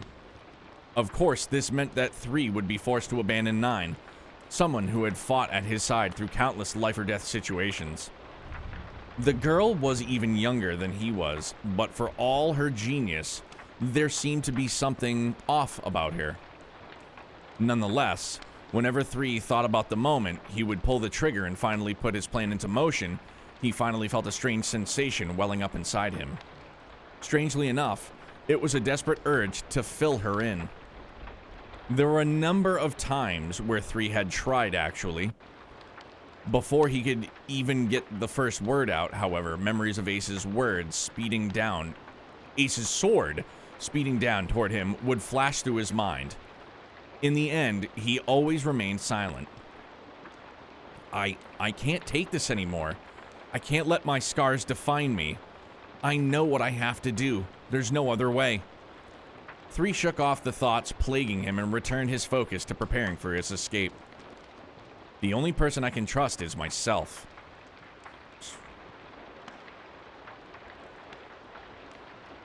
The rest of the day went by quickly, and before long, dusk began to settle on the town. The day saw 3's diligence pay off at last. His final preparations had gone as smoothly as he could have hoped for. The time had finally arrived. He would set his plan into motion that night. Once 9 fell asleep, he would leave town via the mountain road. Once in Calvert, he would be traveling by car, and he had already arranged for a rental to take him up north to a certain city. Once he arrived, he promptly set off for Liberl via one of the international airships routes that regularly departed from the city. He had yet to decide what to do after that point. He could stay a night or 2 in Liberl, or perhaps head over to Le Mans. In any case, he needed to get as far away from his current location as possible. He may have been in the lowest rung of the organization and had little idea what went on amongst its peers' upper echelons, but he was determined to show them all that he was capable of casting off the shackles that had bound him. Caw, caw! See, I can do animal voices too. His rising determinations was interrupted by a crow flying into the room. It made a few circles in the air before landing on the table. What the? Taking a closer look at the bird, 3 noticed a specific crest adorned on one of its legs. As he did, his face twisted into a grimace. It could only mean one thing. This was the method the Overseer used to communicate. Now? He wants me now? It hadn't even yet been an entire day since 3 had delivered his report. The briefing for the next mission, maybe? Even as he said the words, he was gripped by an indescribable sense of dread and anxiety. However much he wanted to simply ignore the summons, it was not a luxury he could afford. The only chance his plan had of succeeding was if he was able to put a good amount of distance between himself and his would-be pursuers before the Overseer realized what had happened. Were 3 to ignore a direct order, however, the organization would immediately recognize it as an act of rebellion, one that would inevitably lead to his death. Mentally preparing himself for another encounter, one he could not avoid, 3 set out for the meeting location. The rendezvous point was the foot of a small hill deep within the mountains, the same site he had been just that morning, in fact. There remained no trace of the ominous, eerie stillness that pervaded the place before, however. Bathed by the light of the setting sun, the weathered boulders seemed wreathed in brilliant flames from a distance. 3 arrived to find 2 figures already waiting for him. The first was the Overseer, draped in the same tattered robe as usual. The thought occurred to 3 that it made the man look more the part of a hermit arcana than it did the Emperor. At the man's side stood a young girl carrying a large stuffed bear, 9. Her attire was more or less the same as what she wore on the Halder mission, with a few alterations to make it more functional and mobile. Her presence there did not cause any alarm for 3. After all, if they had been called to be briefed on their next mission, it was only natural she could be summoned as well. Something felt different, however. 3 couldn't put his finger on why, but anxiety began gripping his chest. "So you arrived," the Overseer said as 3 approached. "Yes, what is my task?" The initial exchange was the same as it always was. What happened afterward, however, was decidedly not. "Make your appeal." "My appeal?" 3 said slowly, the anxiety in his chest rising. "I have received a report detailing your treachery from 9 of Swords." "I don't," 3 stammered. He was at an utter loss for words. He had calculated each and every outcome that could potentially happen, going over the steps in his head time and time again. And the absolute worst one possible was now playing out right before his eyes. A wave of despair washed over him. Could this really be happening again? Had 9 betrayed him just like Ace? It wasn't possible, 3 thought. He hadn't told her a thing. He knew that their relationship was strictly professional and he could not, under any circumstances, trust her. That was just how partnerships in the organization worked. How could she have known? It didn't make any sense. There's been some kind of mistake. 3 attempted to defend himself, knowing full well it was a futile endeavor. You can't talk yourself out of this, S. No, 3 of Swords. 9 finally spoke, but her usual sleepy demeanor was nowhere to be found. Instead, her voice was crisp, her eyes alert. She removed a scrap of paper from within her bear and showed it to 3. This is your ticket for an airship voyage to La Burle. The one you booked for noon tomorrow. 3 felt the ground fall out from under him. Amidst his shock, a small part of him wanted to yell out that the ticket was fake, that he had the real ticket, but to do so would be a tantamount to suicide. 9 continued speaking as though directly responding to 3's unspoken questions. The ticket you have in your possession is counterfeit. I swapped it for the genuine one while you weren't paying attention. Fresh from completing a mission that utilized this very same kind of forgery, 3 now found himself a victim of the same exact trick. By the way, the name you used to acquire this ticket was Rhines Fogert, student of Genis Royal Academy, correct? 9 continued. That's the same name you used for your false ID on one of our missions last year. That would mean you've been planning this for quite some time, wouldn't it? Despite the immediate threat to his life, 3 couldn't but help admire 9's genius, strangely enough. 3 decided he would even try to come up with an excuse. 9 had clearly seen right through his plan. She'd seen right into his mind, really. There was just one part he didn't understand. Even if it was her duty to sell him out like this, even if she was a genius, he had been so cautious and prudent in every step of his plan, yet it had all been laid bare, seemingly without a trace of effort. Now, how the hell had this happened? I take that expression to mean you're trying to puzzle at just how your entire plan was exposed, 9 said, a slight smile playing at the corners of her lips. It was clear to 3 that she was toying with him now, mocking him. You do realize I've been watching you the whole time we've been partners, right? You've been my only target, right from day 1. Her tone was merciless, her words dripping with thinly veiled venom. Yes, I've been watching you 3, inspecting, observing. The only real challenge was remaining patient as I waited for you to slip up and finally show your true colors. It's been that way since the moment I became your partner. 3 struggled to wrap his mind around what 9 was saying. The fact is, you did attempt to betray the organization, but even if you hadn't, I would have falsified whatever I needed in order to ensure your demise. She continued to speak, leaving nothing unsaid, despite the Overseer's presence. With each word, 3 felt more and more baffled. He could understand her observing him to the degree that their job required, but where was this malicious hatred of hers coming from? She'd felt this way from the start? Why?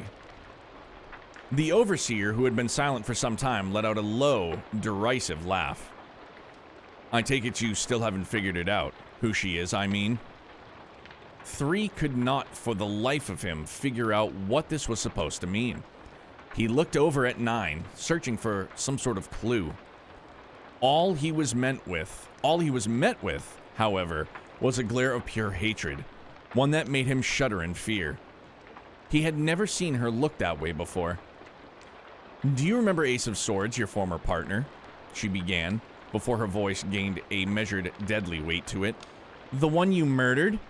He was my brother. 3's world began spinning. He started to feel violently ill. His senses dulled, his mind went blank. It became hard to breathe, as though he was being pulled to the bottom of the sea, the air crushed out of his lungs by the unrelenting pressure. Now, after all this time, I can finally avenge his murder. This is fucking wild, dude. 3 barely heard 9's words as his head swam with thoughts. Ace was 9's brother? She had known everything from the start? She had been biding her time, hiding her true intentions from the start, always keeping a watchful eye for a suitable opportunity to arise. An opportunity to claim her vengeance. 3 stood there dumbfounded, as though he had lost the ability to speak entirely. I see no need for you to sputter through the excuse, the overseer said, reading the shock clearly written across 3's face. We have all the facts we need. You will be purged from the organization. As per our rules, your partner, 9 of Swords, will now end your life. Hearing the overseer's words, 9 stepped forward. If you wish for assistance in this task, he said, turning to her, you will not be penalized. The reward will remain the same. The only condition is that you must be the one to deliver the final blow. Once you have eliminated him, your obligations will be cleared. Though I admit the idea of losing such a talent pains me. The reward, the right to one's freedom gained by uncovering and then executing a partner who had betrayed the organization. The yearning for his freedom had dominated 3's existence for years, and now 9 would be the one to gain it in exchange for his life. Allow me the honor of doing it alone, she responded. I will avenge my brother's death with my own hands. She took another step forward, producing a number of poison needles from inside her bear. Without a moment's hesitation, she launched them at 3. He instinctively drew his sword and batted the needles out of the air. The combat tactics that had been drilled into him dictated he close the distance between them, yet he didn't take so much as a single step. His parry was purely reflexive, programmed into his mind through years of combat. He had no intention of truly fighting back. Perhaps it was partially because he didn't want to hurt her. More than anything, however, it was because he knew that there was no point in resisting. Even if he did manage to best 9, he would need to take on the Emperor afterward. And he knew that that was a battle he had no chance of winning. 3 simply accepted his fate was to die there and then, and there was nothing he could do to change it. 9 pulled out roughly twice as many needles as before, and again launched them at her former partner. In response, he automatically drew his short sword and used both blades to swiftly deflect them. In 3's mind, the thought slowly began to sink in. This was his retribution for killing Ace. 9 leapt at him, closing the distance, and began attacking with an even greater intensity. Someone like me, 3 thought, someone who slaughters a friend to preserve his own life, doesn't deserve freedom. Someone like me doesn't even deserve to live. 9 continued her assault, attacking with both her needles and her wires. Were this an ordinary situation, there was no chance she would be a match for 3 in a close quarters fight.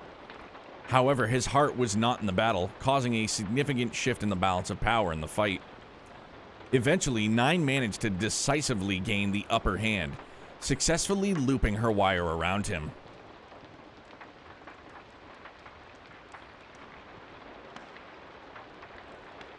I'll die for her vengeance, he thought. Maybe that's the only outcome that makes sense. Maybe that's the end I deserve. 9 deftly moved his fingers, and the steel collar tightened around 3's neck. This is the end, she said in a flat, frigid tone. 3 knew what would happen next. He closed his eyes, choosing to await his end in silence. But the cold embrace of death did not come. Oh, wow, dude. This is fucking nuts, man. Holy smokes. Yo, Musashi. Thanks, big dog. I will take this intermission as a time to lozenge up. And I will hydrate. Dude, damn, this is nuts, dog. Honestly, S should have known better than to try to hide anything from a girl that can perform analysis crafts while literally sleep. Yeah, that was legit. Like, I'm trying my best to not, like, because I don't want to like stutter and trip over words and stuff. I know it happens, but I don't like a thought pops into my head, but then I just try to like continue focusing on reading. So it's like that, like, yeah, man, like, what were you thinking, dude? She was asleep analyzing that fucking archaism. Dan, this is chapter 5. So we're going to be going on to chapter 6.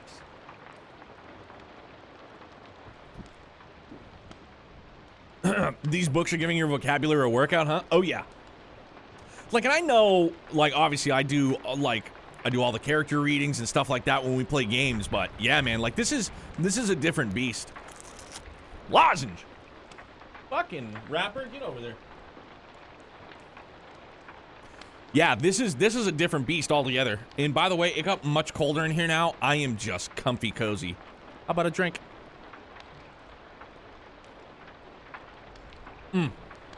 Guinness is something good. Yeah, we'll take a little intermission here. Yeah, dude, we're making good time. We're definitely making good time. Halfway through. Doing good. And legit, man. I dig that we're doing this for realsies. I can't say it enough. This is fun.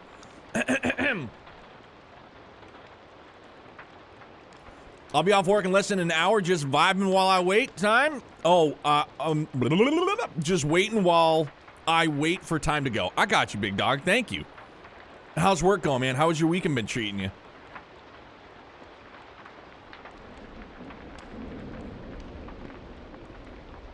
Excuse me.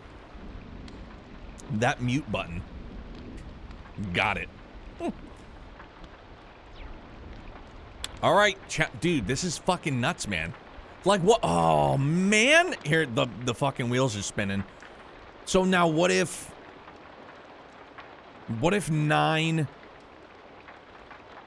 is like, what if this is just all a ploy and she's going after the Emperor? Oh. It's all right doing the night shift again tonight. I basically don't get an actual day off till next Sunday. Yuck, bro. That does not sound good. Here we go. I'm learning about 9 now. Woo.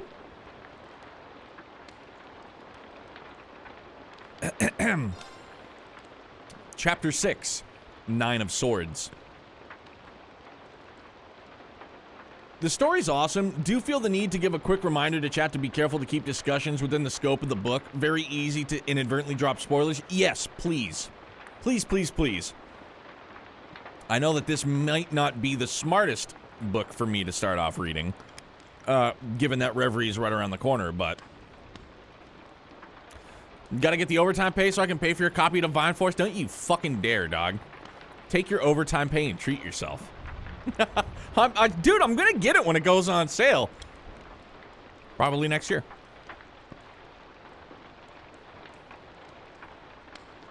All right, here goes nothing.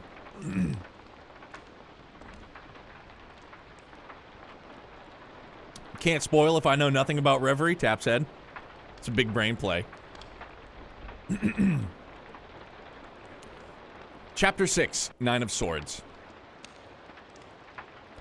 My mother died soon after I was born. From that point, it was just me, my older brother, and our dad. As far back as I can remember, my dad was a monster. He took the Mira Mom left us and used it entirely for himself, spending each day drinking it away.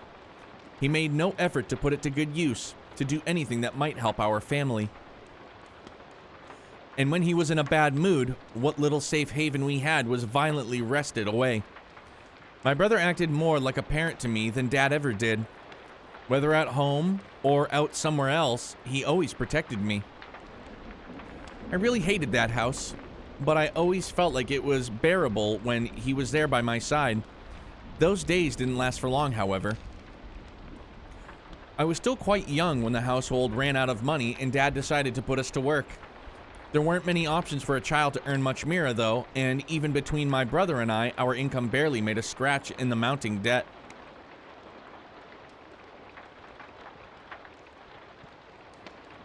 One day, my brother vanished and Dad announced he had let him spread his wings. In other words, he had abandoned him. It was at that point that I stopped thinking of that monster as my family. Even in such an awful situation, I still held on to the idea that my brother would come back to me one day. That meant my only option was to stay there until he did. 3 long years later, I finally received a letter from him. He wrote that he was in a miserable place, but that he was managing to stay alive. I was able to send him a reply via the same method, thrilled to have a connection with him once again. I eventually found out he was being forced to work as a killer for a shadowy society called the Organization. The things he said he had to do were awful, inhuman. Just from reading his words, I could feel his pain as though it was my own. He said that the Organization was nightmarishly strict, and that it was only thanks to his partner that he was able to send me letters in the first place. My brother wrote a lot about his partner, describing him as a true friend, almost like a younger brother. This was the only topic where I saw his writing soften, where he seemed happy. Naturally, I found myself wanting to meet this person, but that was impossible, and I knew it. I couldn't even meet with my own sibling, let alone his partner in some secret assassin cabal. We continued exchanging letters like this for some time, but even that came to an end. The household ran out of Mira again, and I knew what was coming. I could tell it would soon be my turn to leave. I wrote my brother telling him as much. He wrote back telling me that he and his partner had decided to escape the Organization. I could sense from his words just how resolved he was to do it. He followed his declaration with a promise to come for me, to get me out of that hellhole of a home. What followed, however, at the very end of his letter was a grim note. If this escape somehow ends in failure, I'm going to prioritize my partner's life over my own. If it comes down to it, I'll sacrifice everything to make sure he at least gets out of here. You can trust him. If anything happens, you can rely on him to help. That was the last letter I ever received from him. In the end, he never came back for me, and our dad kicked me out, just as I thought he would. He had become a slovenly mess. From the look of it, he had gotten himself addicted to some especially nasty substances, the kind that tend to quickly drain one's finances. I knew that they were destroying him physically as well, but I had stopped caring a long time ago. I was done with that disgusting scumbag I once called my dad. I used an intermediary to secure an opportunity to join the Organization. It was right as I was entering training that I learned of my brother's death. I was told he was killed by his own partner. It was then my world began to fall apart. I threw myself headlong into my training, not thinking of anything else. I was distraught and trying to escape reality however I could. I ignored everyone around me and even myself. I let my soul slip into hibernation and fully assumed the role of one of the Organization's tools. During the day, I would follow orders, not thinking for myself, but then night would come and I'd have nothing to distract me. My mind would be tormented by thoughts of my brother's passing. The realization that I was now truly alone in the world shook me, as did the notion that my hands would soon be irreversibly stained with blood. Once the fear set in, there was no escaping it, and I gradually lost the ability to sleep properly. The body does have a limit, of course, and I'd eventually fall unconscious for about an hour a night. 2 if I was really lucky. But it wasn't sleep, not really. It was far too shallow for me to physically or mentally recover much, and what little rest I did get was plagued with nightmares. Even after I had woken up, those bizarre, horrid sensations remained. A year passed like this, with no improvement whatsoever. Despite that, I was able to graduate from the factory at an exceptionally fast pace. That was when I finally had a chance to meet him, the boy who had fought alongside my brother as his partner. He had just finished his own re-education, a consequence of betraying the Organization. As fate would have it, we were assigned as partners. He was the one who had stolen my brother from me, so I was resolved to despise him from the moment we met. I quietly kept a close eye on him, observing each and every one of his movements. Before long, though, something unexpected happened. Perhaps all of my pent-up fear and exhaustion had finally boiled over. Perhaps it was just my instincts telling me the truth I had been ignoring. Whatever the reason, one day we were out on a mission, and I found myself able to sleep when I was next to him. I mean, actually sleep. Deeply and soundly, for the first time in an entire year, there was something about his presence that gave me a sense of security. It wasn't unlike how I remembered feeling being next to my brother, strangely enough. When I woke up from this much-needed rest, so many things came rushing back. Suddenly, without warning, I found myself bawling. And as those tears came pouring out, the chains that had sealed away my heart slowly began to loosen. I started feeling human again. I could feel my emotions for the first time in what felt like an eternity. As soon as he saw me crying, the boy quickly came over to console me, but that just made me sob harder. I quickly discovered my new partner was really the person my brother wrote so fondly about. Blunt and a little awkward, but overall, a deeply kind person and a very thoughtful partner. Despite being shackled to the organization and forced to kill for years, he had yet to fully surrender his humanity. He did seem to be bearing a great sorrow, one far more intense than anything my brother had described. I could tell he wasn't the kind of person capable of betraying and murdering a friend to ensure his own survival. Given my brother's letter, it wasn't hard to work out what had really happened.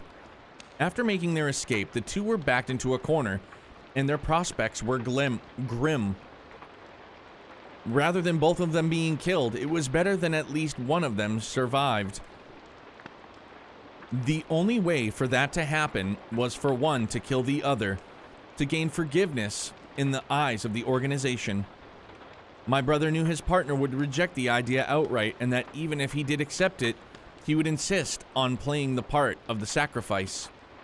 I was absolutely sure of that much. That's why my brother ended up feigning betrayal in order to get his partner to fight back and ultimately kill him.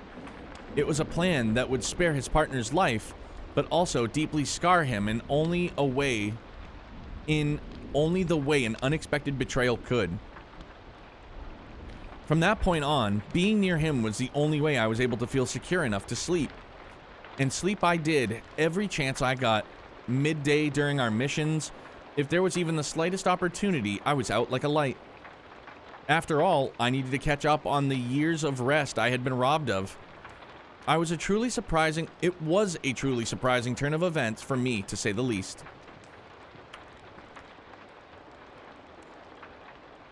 I soon learned that the boy was tormented by constant nightmares.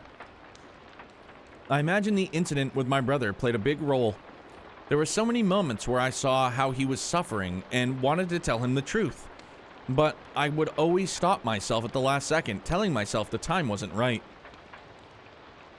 Our missions occasionally called for performances of a sort to deceive onlookers. He was always pretty terrible at it. It was hard to say why exactly that was, though. His movements were fine enough, as were his facial expressions. The factory emphasized all those things in its teachings, so he had received ample instruction there. It was just that he always seemed to overdo things, or drastically underdo them. I wonder if it may have had something to do with the unshakable seriousness he always seemed to have about him. It could be a real problem sometimes, even to the point where he would become more of a liability than an asset. Any onlooker with half a brain would be able to tell something was less than genuine about his performances. I came to the conclusion he was just naturally bad at deceiving others.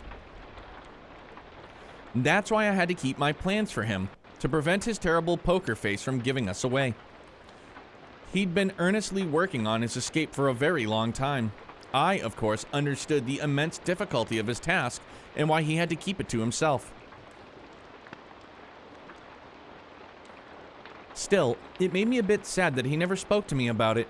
He was in a precarious position, given that the organization still had its doubts about him.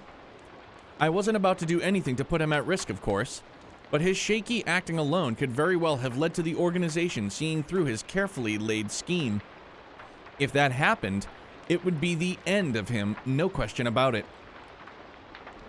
The situation hadn't quite reached that point yet, but I knew it was only a matter of time before it did. After the Halder Barn missions had wrapped up, I went to make my report. The man I reported to had an aura unlike anything I'd ever felt. He was the evil bastard who managed the two of us, the organization's overseer, the Emperor. He was the one forcing us to kill. His face was always obscured by a robe, but it failed to mask the malice that overflowed from him. That day, he had a quiet, deadly exuberance about him, like a hawk that had locked onto its prey. There was no mistaking it. I knew he had caught on to my partner. He knew he intended to betray the organization again. I knew he would gleefully purge him when the time came, and that time was getting closer with each passing day. If that's how things were going to be, I told myself, I would just have to get ahead of them and put my own plan into motion. The Emperor's intentions were obvious. Aware of the cruel history my partner and I shared, he had made us partners in a bid to slowly push me towards revenge. He knew I'd eventually break and sell my partner out, forcing him to go through another bitter betrayal. The Emperor was looking forward to watching it all unfold. We were both tools of the organization and the personal playthings of the Emperor's. So I decided to give him exactly what he wanted to see. Once I'd finished my mission report, I told the Emperor of my partner's intent to betray the organization. I then shared my plan to lure him into a specific place where I would then eliminate him. I gave a detailed explanation, making it as enticing as possible for the Emperor. It was easy enough to gain his consent.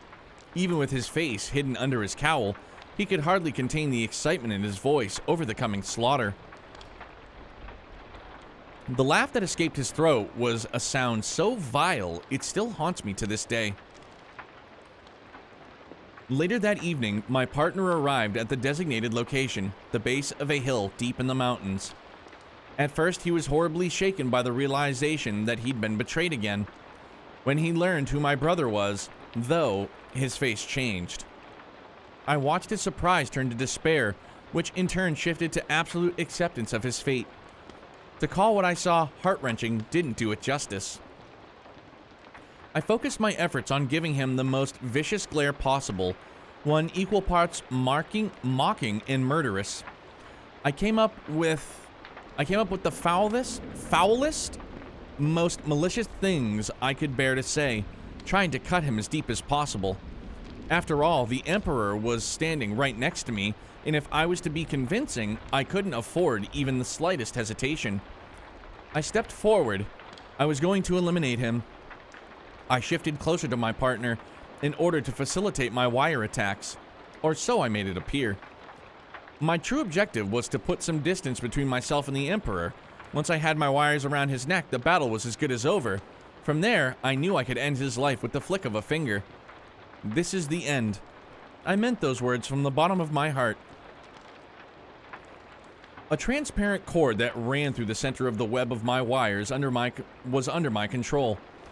Manipulating this cord allowed me to set off a certain reaction that twisted it into a complex spiral shape I would often use to trap distant foes during missions.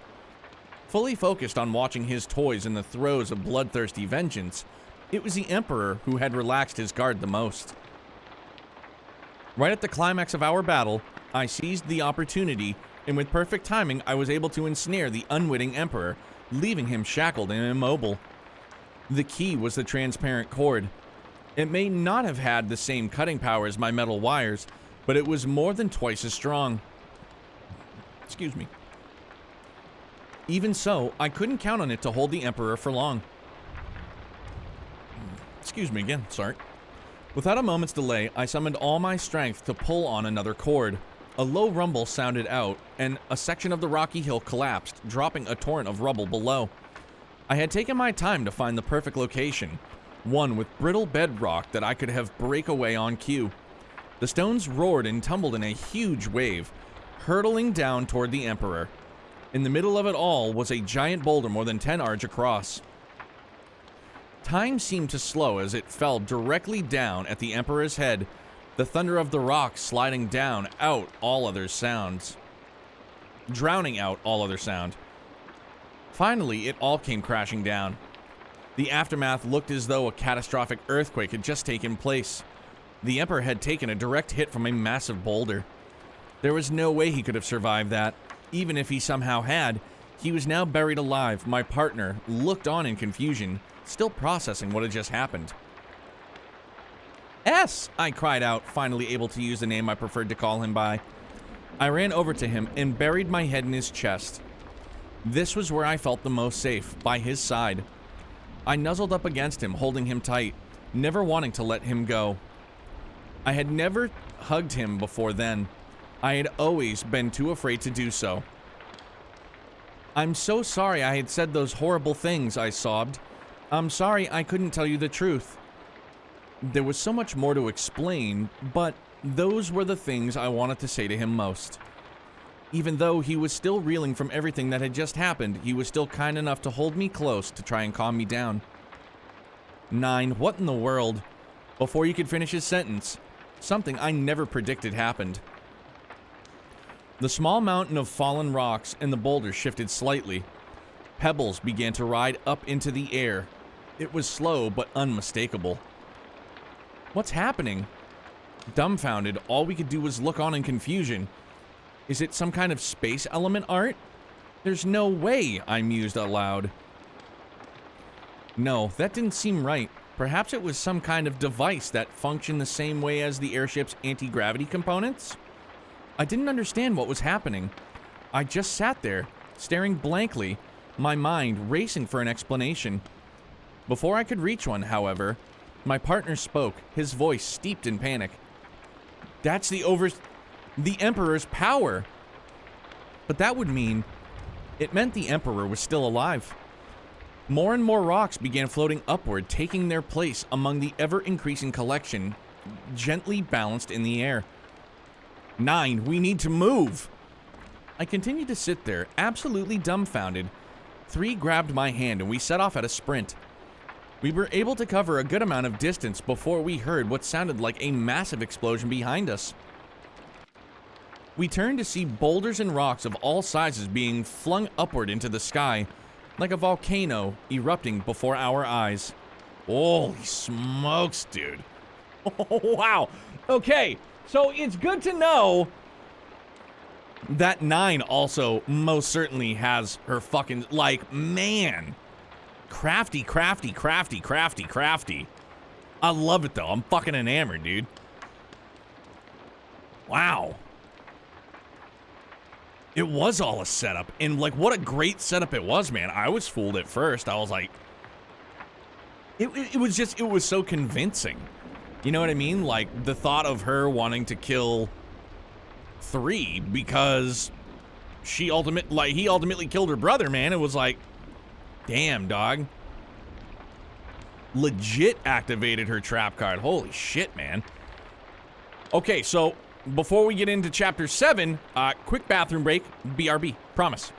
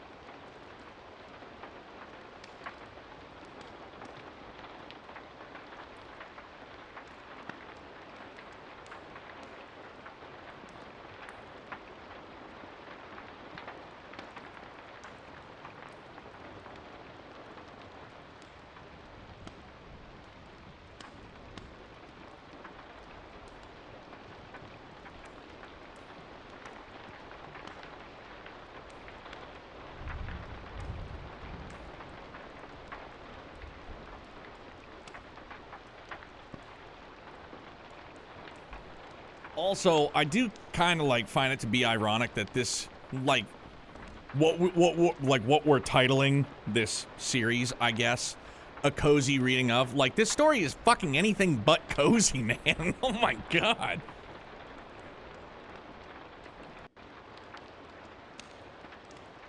Like, Tomatonio is kind of cozy, a little bit. I mean, then you get to the end, but this story is, like, far from cozy, dude. Holy smokes. Okay. Intermission over. Chapter 7.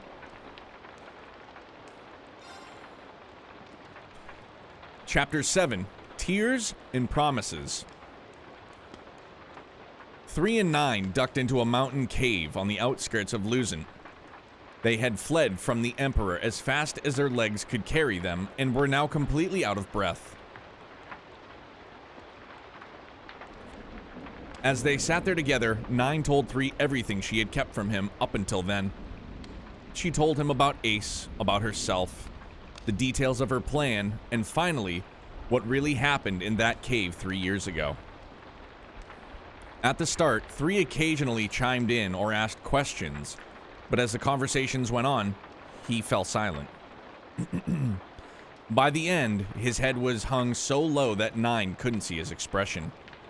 He had been utterly convinced that his friend, his one true friend, had betrayed him, when in reality, Ace had sacrificed his life to ensure 3 would survive.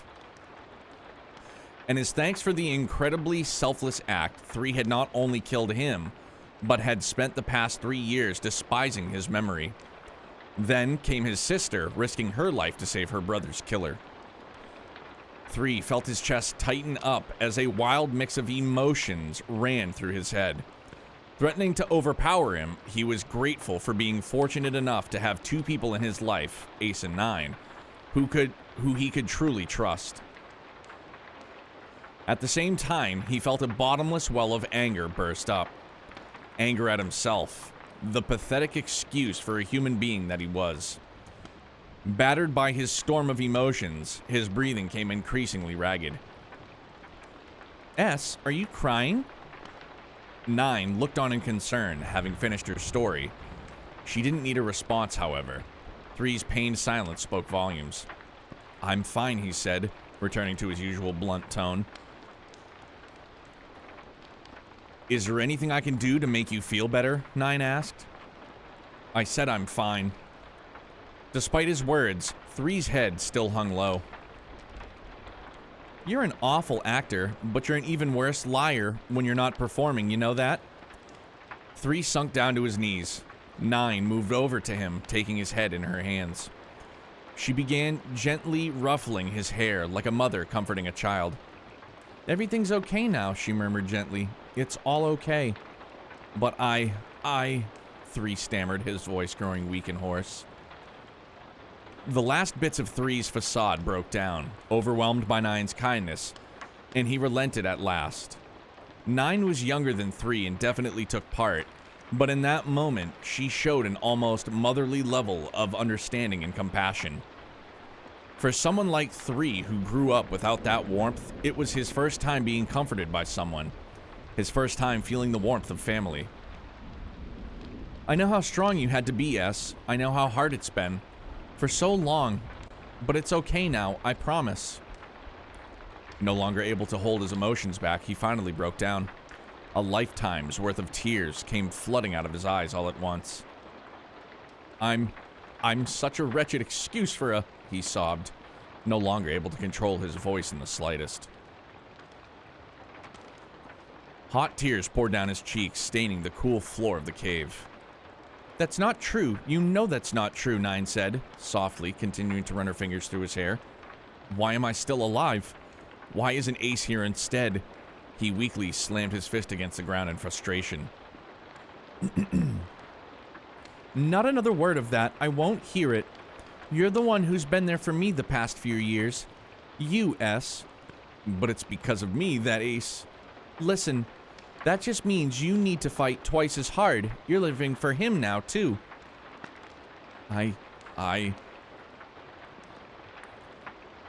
Three's words failed him as he was overtaken by sobbing. His years of pain and suffering poured out of him. After some time, 3 was able to calm himself down somewhat and regain his composure. "I'm here for you, so you don't have to cry," 9 told him. "But if you ever want to, then that's okay too." "So, which is it then?" 3 retorted, his detached demeanor creeping back in. He suddenly became aware of the fact that he was in her arms and hurriedly pulled away. He immediately turned the conversation back towards exchanging information in an attempt to mask his sudden embarrassment. They finished catching up and turned their attention to their current predicament. So the overseer had figured me out. He knew I was going to try to make a run for it, and that's why you moved to strike first, in order to outmaneuver him, 3 thought out loud. "That's right, I've been watching the whole time, waiting for the perfect opportunity to take him down. I wish you had told me beforehand. And let you spoil the element of surprise with your awful acting skills?" 9 gave a wry grin. "Yeah, I don't think so." 3's face scrunched up a bit. Both 9 and the Emperor had caught on to his plan, so there was little room to defend himself in that regard. "I chose the moment he'd been the most distracted," 9 continued, switching to a serious expression. "My timing was perfect and my preparations were more than enough, yet despite all that, despite being buried under a pile of massive boulders, the Emperor was still very much alive. No matter how much she thought, 9 simply couldn't figure out how it was possible. It's like his power at work," 3 said. He had said the same thing earlier, right as they took off running. "What exactly is his power?" 9 asked. "I'm fairly certain he can control gravity somehow," 3 said. "He did something similar 3 years ago when Ace and I fought him." 3 retched open a bitter, painful memory and began replaying what he remembered to 9. He and Ace had been able to fend off the first 2 pairs of assailants sent after them by the organization. It was then that they faced the Emperor, however. Even with the element of surprise on their side, even when they coordinated their attacks perfectly, facing him proved exceptionally difficult. They found their bodies heavy and clumsy, and their movements lacking precision and skill. The Emperor, on the other hand, was nimble as could be, almost inhumanly so, and the 2 were quickly overpowered. "So, what do you think?" 3 looked at 9, awaiting her input.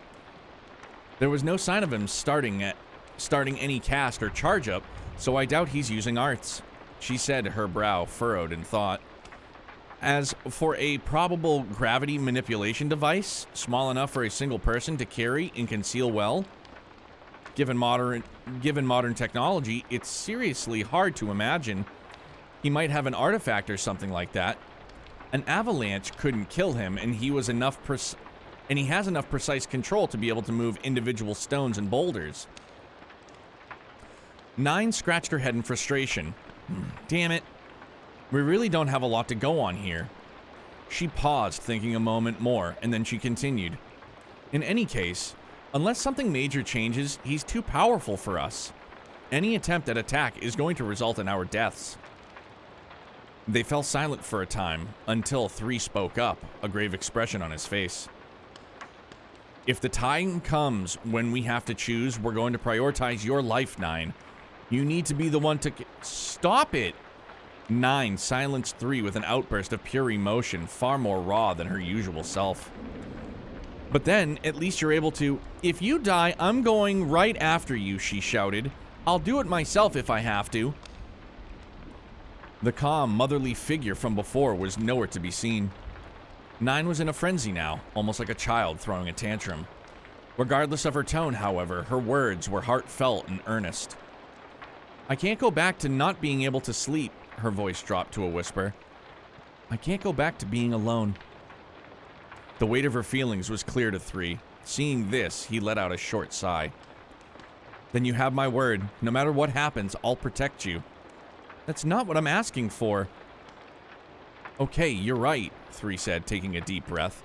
"Then I promise that we'll survive this. We'll get through it together."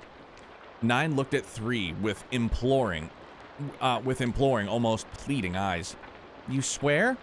"I swear," he said. Now, if we're going to have any chance at all, we'll need to do everything perfectly. The rock slide was massive enough that despite the fact that he survived it, it was hard to imagine the Emperor was completely unscathed. If they tried to flee now, the organization would quickly find them again, and they would have to contend with the Emperor at his full strength. The pair knew that if they were going to make a move, now was the time. Let's do it then. We'll take him out. Holy shit, man. Oh my god. Wait, Musashi posted a picture of me, dog? Yo, Ichi! Let's go, big dog. Wherever you want to go. So this is the Book of 3 and 9. This ties in a great deal to Trails into Reverie. So we're going, dog. Hey, Musashi. Take care, man. Thanks for coming and chilling. Is that what I'm seeing in Discord? Did you tag me in this picture? Do I need to see this right quick during our little intermission? Holy shit! Yo, that is amazing. Bro, instead of having me on the screen, I'll just have this picture. I'll just have this picture. That is incredible. Yo, Musashi. That is doper than dope, dog. Can you get me the synopsis or what's going on? 3 and 9 are two assassins for the organization. It hasn't been outright stated that it's the organization of Ouroboros. It doesn't really seem as much. I could be wrong. I'm not sure. I don't want to know. I'm sure I'll find out when Reverie rolls around. It has been chronicling, they were on a mission together. They had to assassinate this bigwig from Calvard.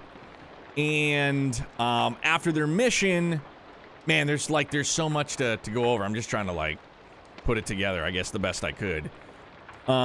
They have a mission. Every time they finish a mission, they have to report to the Overseer, the Emperor. If you try to get out of the organization and you're found out, your partner basically has to let them know, and then your partner has to kill you, and then they win their freedom. And this is 3 and 9. 3 and 9 are two kids. 3 and 9 just escaped the Emperor, and now they're gonna fucking go in on him. They're gonna try and kill him. AMZ, what's good, dog? Yeah, man, I can't wait for Reverie either, dude. Fingers crossed it's June-ish. Yeah, Ichi, dude, if you have all of the, or you can actually, you know what, you can read it too. If you go to, if you just go to the Trails wiki, I'm doing this via a save file just for, aesthetics. Having the book open so that, if I stammer or stumble across words, people are still able to, read along. But you can go right to, the Trails wiki, and you can read 3 and 9. They have, it's all, all the Trails literature is there. But it's gnarly, bro. I'm telling you, it's really good. Yes, this ties directly into Reverie. To what extent, I don't know, and I don't want to know, but it most certainly does. It very much does. Damn. All right, chapter 8, man, home stretch. Dude, June 20th. Keep your fingers crossed. Enough that the limited edition ships with a physical copy. Yeah, dude, right?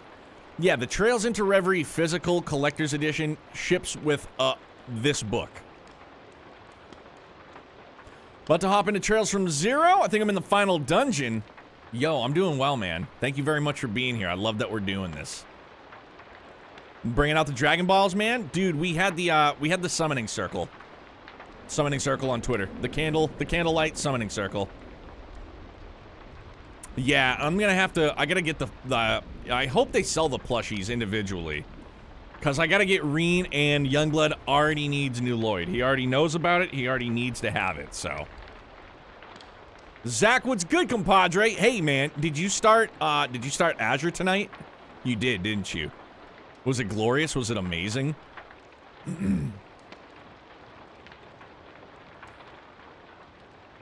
Dude, A+ parenting? I mean, I remember I pre-ordered the plushie, We didn't really have all that extra dough. And luckily they charged it like right before they sent it. And my wife's like, what did you buy for like, or what's getting shipped to the house for like $45, whatever it was. And I was like, it's a plushie for Hudson. She was like, oh, really? And I was like, yeah. I was like, but you wouldn't understand. I was like, because it's from a video game. She's like, oh, yeah, okay, I don't fucking care. I was like, yeah, all right, there you go. The prologue, didn't expect to see a certain person show up near the end of the prologue. Dude, Azure only gets better and better and better and better, Zach, for sure. Oh, they're up on the Nissa site? Okay. Well, then I guess once we start playing it, I'm going to have to order them. All right, Chapter 8. Yo, sweet dreams, my fair prince. I love you, big dog. Chapter 8, Gravity and Artifacts. So my initial thought was he's definitely got an artifact. Definitely. And you know what? Let's finish this.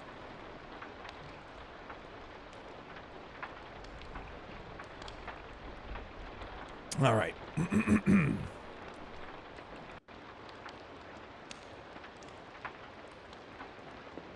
Chapter 8, Gravity and Artifacts. 3 and 9 returned to the hill, or more accurately, where the hill used to be. It was now completely unrecognizable. A sizable chunk of it was gone, having been strewn about the area in the form of countless bits of rubble. The Emperor stood right where they had left him, seemingly unfazed.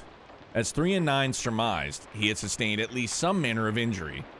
Nothing major, but his ever-present robe, under which he had hidden his face, had been reduced to little more than a shredded cape. Excuse me. Underneath, he wore a golden helmet bearing a crown design. In his hand, he carried a golden scepter with a spherical tip, and his body was covered in golden armor. The word ostentatious was insufficient to describe his heavily gilded countenance. Everything about him suggested both needless grandeur and wicked condescension. Hi, Walter, it's fine.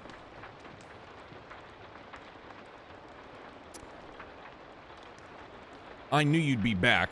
You two aren't complete fools after all, the Emperor called out to them. 3 and 9 remained silent as they slowly approached. So have you decided which of you two will gain the organization's forgiveness?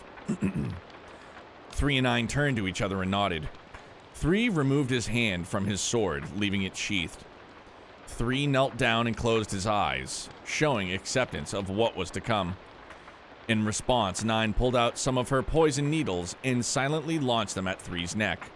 Or at least, that's how she made it appear. At the last second before the needles parted from her fingers, she deftly altered their trajectory, sending them speeding toward the Emperor instead. The envenomed projectiles whizzed perfectly through the air as ever. However, as they neared their intended target, they suddenly curved downward sharply, plummeting harmlessly to the ground. Very well, I hear you loud and clear, the Emperor proclaimed, looking up at the pair. You both wish to die today. Not a chance, 9 called out, throwing another volley of needles directly at the Emperor. Their trajectory suddenly shifted again, this time upward.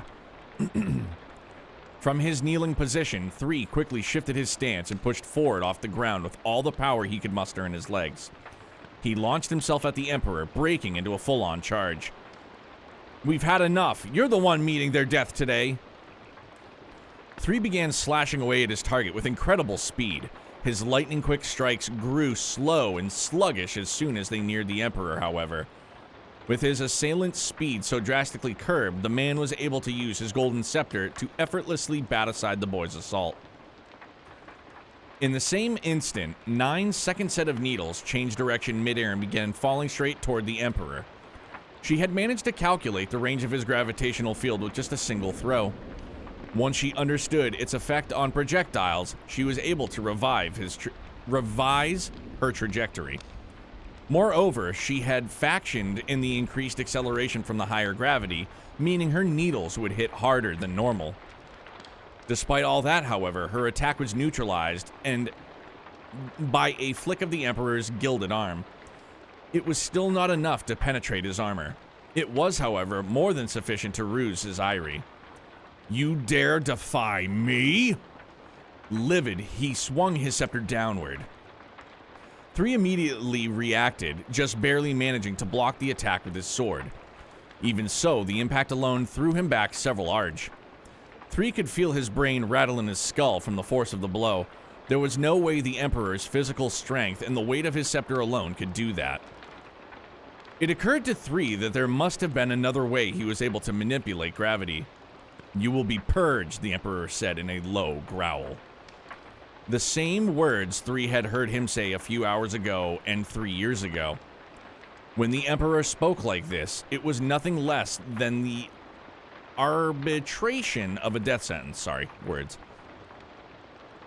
At the sound of those words, past memories bubbled up in his mind, and an old terror began to grip him. His legs grew wobbly, and he started to stagger. One glance back at 9 was all it took for him to restore his resolve, however. He forced himself back on his feet, reflexively snapping into a fighting stance. 9 continued to provide covering fire with her needles as 3 renewed his assault. Their approach proved no more fruitful than before. Even so, as 3 continued to fight under such grueling conditions, he slowly became more capable. His understanding of his foe's gravitational trickery improved, and his strikes grew more swift and precise as the result. The way his muscles intuitively reacted, the angle and speed at which he swung his sword, he was slowly chipping away at the Emperor's overwhelming advantage. Though 3 may not have enjoyed the same powers of insight his partner possessed, his skills in close quarters combat was elite by even the most exacting of standards. For her part, 9's cover was solid and unwavering.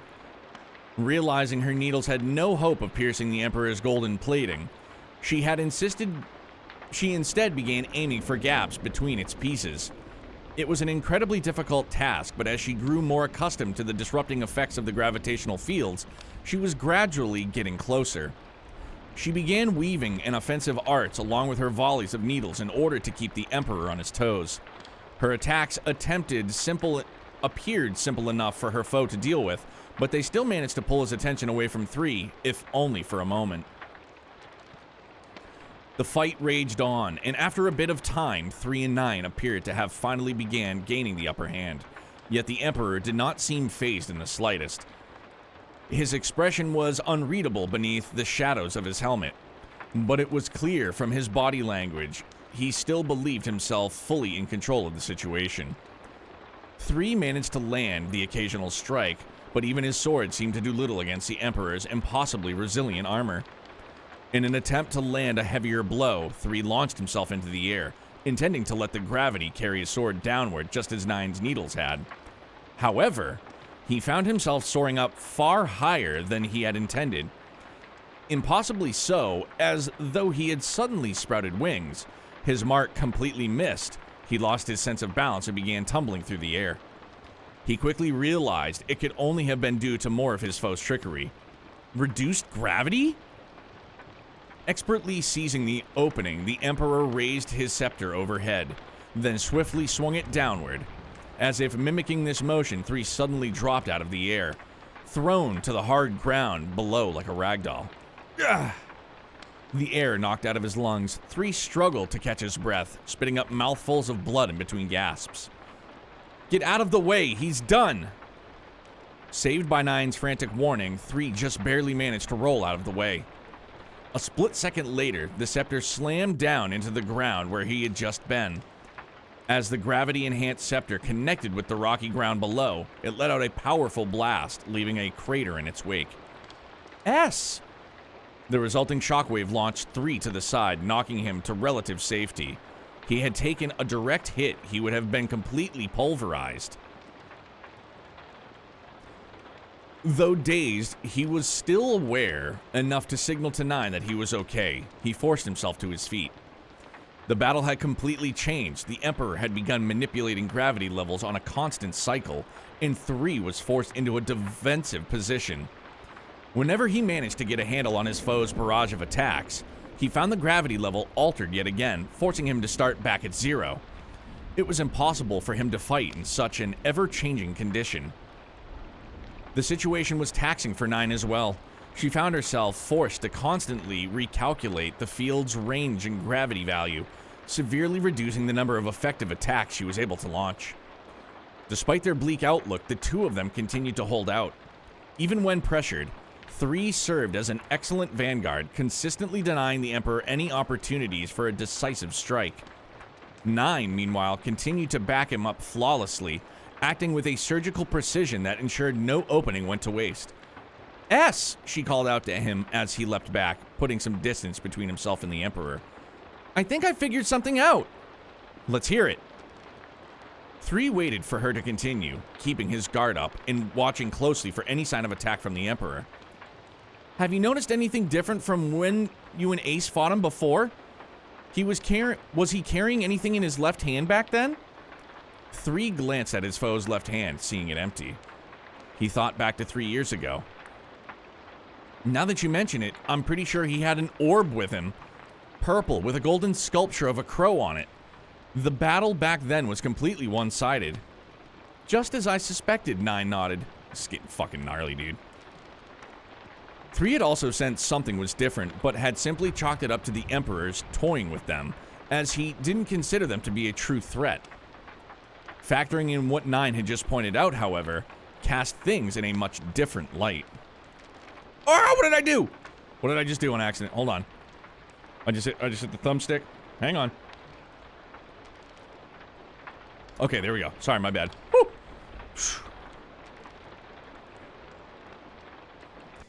3 had also sensed something was different, but had simply chalked it up to the Emperor toying with them, as he didn't consider them to be a true threat to him. Factoring in what 9 had just pointed out, however, cast things in a much different light.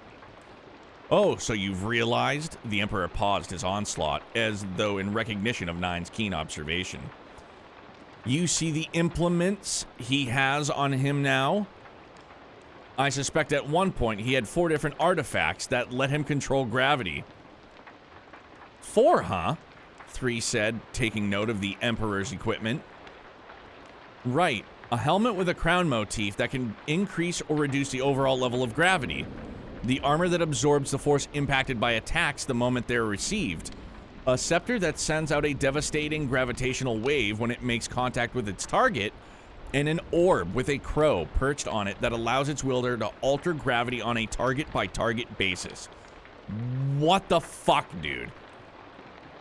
9 paused her explanation for a moment as she looked defiantly at the Emperor. The reason he had worn that tattered cloak was now clear. If someone were to wield so many artifacts at once as he did, it would be necessary to conceal them. Failure to do so would surely attract unwanted attention from the church. "Now that you mention it, this time around he hasn't been moving faster, while slowing us down at the same time," 3 said. "While we fought him before, we couldn't even touch him." It was true that in their fight against him, 3 and Ace had been struggling under different levels of gravity than the Emperor. There was no doubt he was toying with them in the present, but at the very least, both sides were battling under the same levels of gravity, constantly shifting though they were. As such, the pair's odds of winning were much better this time around. "I think he either lost the orb at some point, or it was destroyed, or at least damaged in the rock slide," 9 explained. The pair realized that if this were true, now was their best chance to take down the Emperor, once and for all. "A talented tool indeed." The Emperor's voice was low, tinged with a hint of perverse delight. "The artifacts I wear are collectively known as the Monarch's Regalia. I'm impressed you were able to analyze their capabilities in such a limited amount of time. You, 9 of Swords, are truly outstanding." "I don't want your praise, you bastard." Ignoring 9's retort, the Emperor continued on, his exhilaration giving way to a violent savagery. But even the greatest tool is worthless if it does not submit to its rightful place in my hands. His body began levitating, broken chunks of earth underfoot rising upward with him. With all the force he could muster, he swung his scepter into a nearby boulder. And worthless tools must be disposed of. In that instant, the boulder shattered into shards of all shapes and sizes that were sent rocketing toward 9. "Watch out!" 3 cried out. The shards flew like a salvo of bullets from 1,000 different guns, all of them pointed directly at one target. It was a grim sight, not unlike a single soldier standing before the assault of an entire army. Panicked, 3 rushed into the line of fire. He brandished his sword and did everything he could to prevent the shards from reaching 9. He deflected and broke what he could, using his body as a shield for the rest, but there was a considerable distance between him and 9. One he could not cover easily. By the time he had leapt in the way, a great many shards were already too far ahead. 3 was too late. 9 had no realistic chance of avoiding the entirety of the attack, and instead devoted her efforts to simply avoiding the worst of pieces of stone flying at her. There were too many, however, and 1 managed to slip through the defenses. She suffered a direct hit to the abdomen, and a red mist sprayed from her mouth as she crumpled to the earth. No! Good God!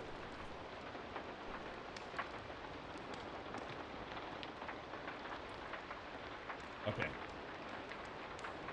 Dude, this is nuts. And I don't know if we're going to be able to see this play out. Like, in Reverie. Like, I don't know. And again, please, I don't want to know. It's just me talking out loud. Holy shit, man. Oh, Daft, thank you, bro. Sure shall. Need to.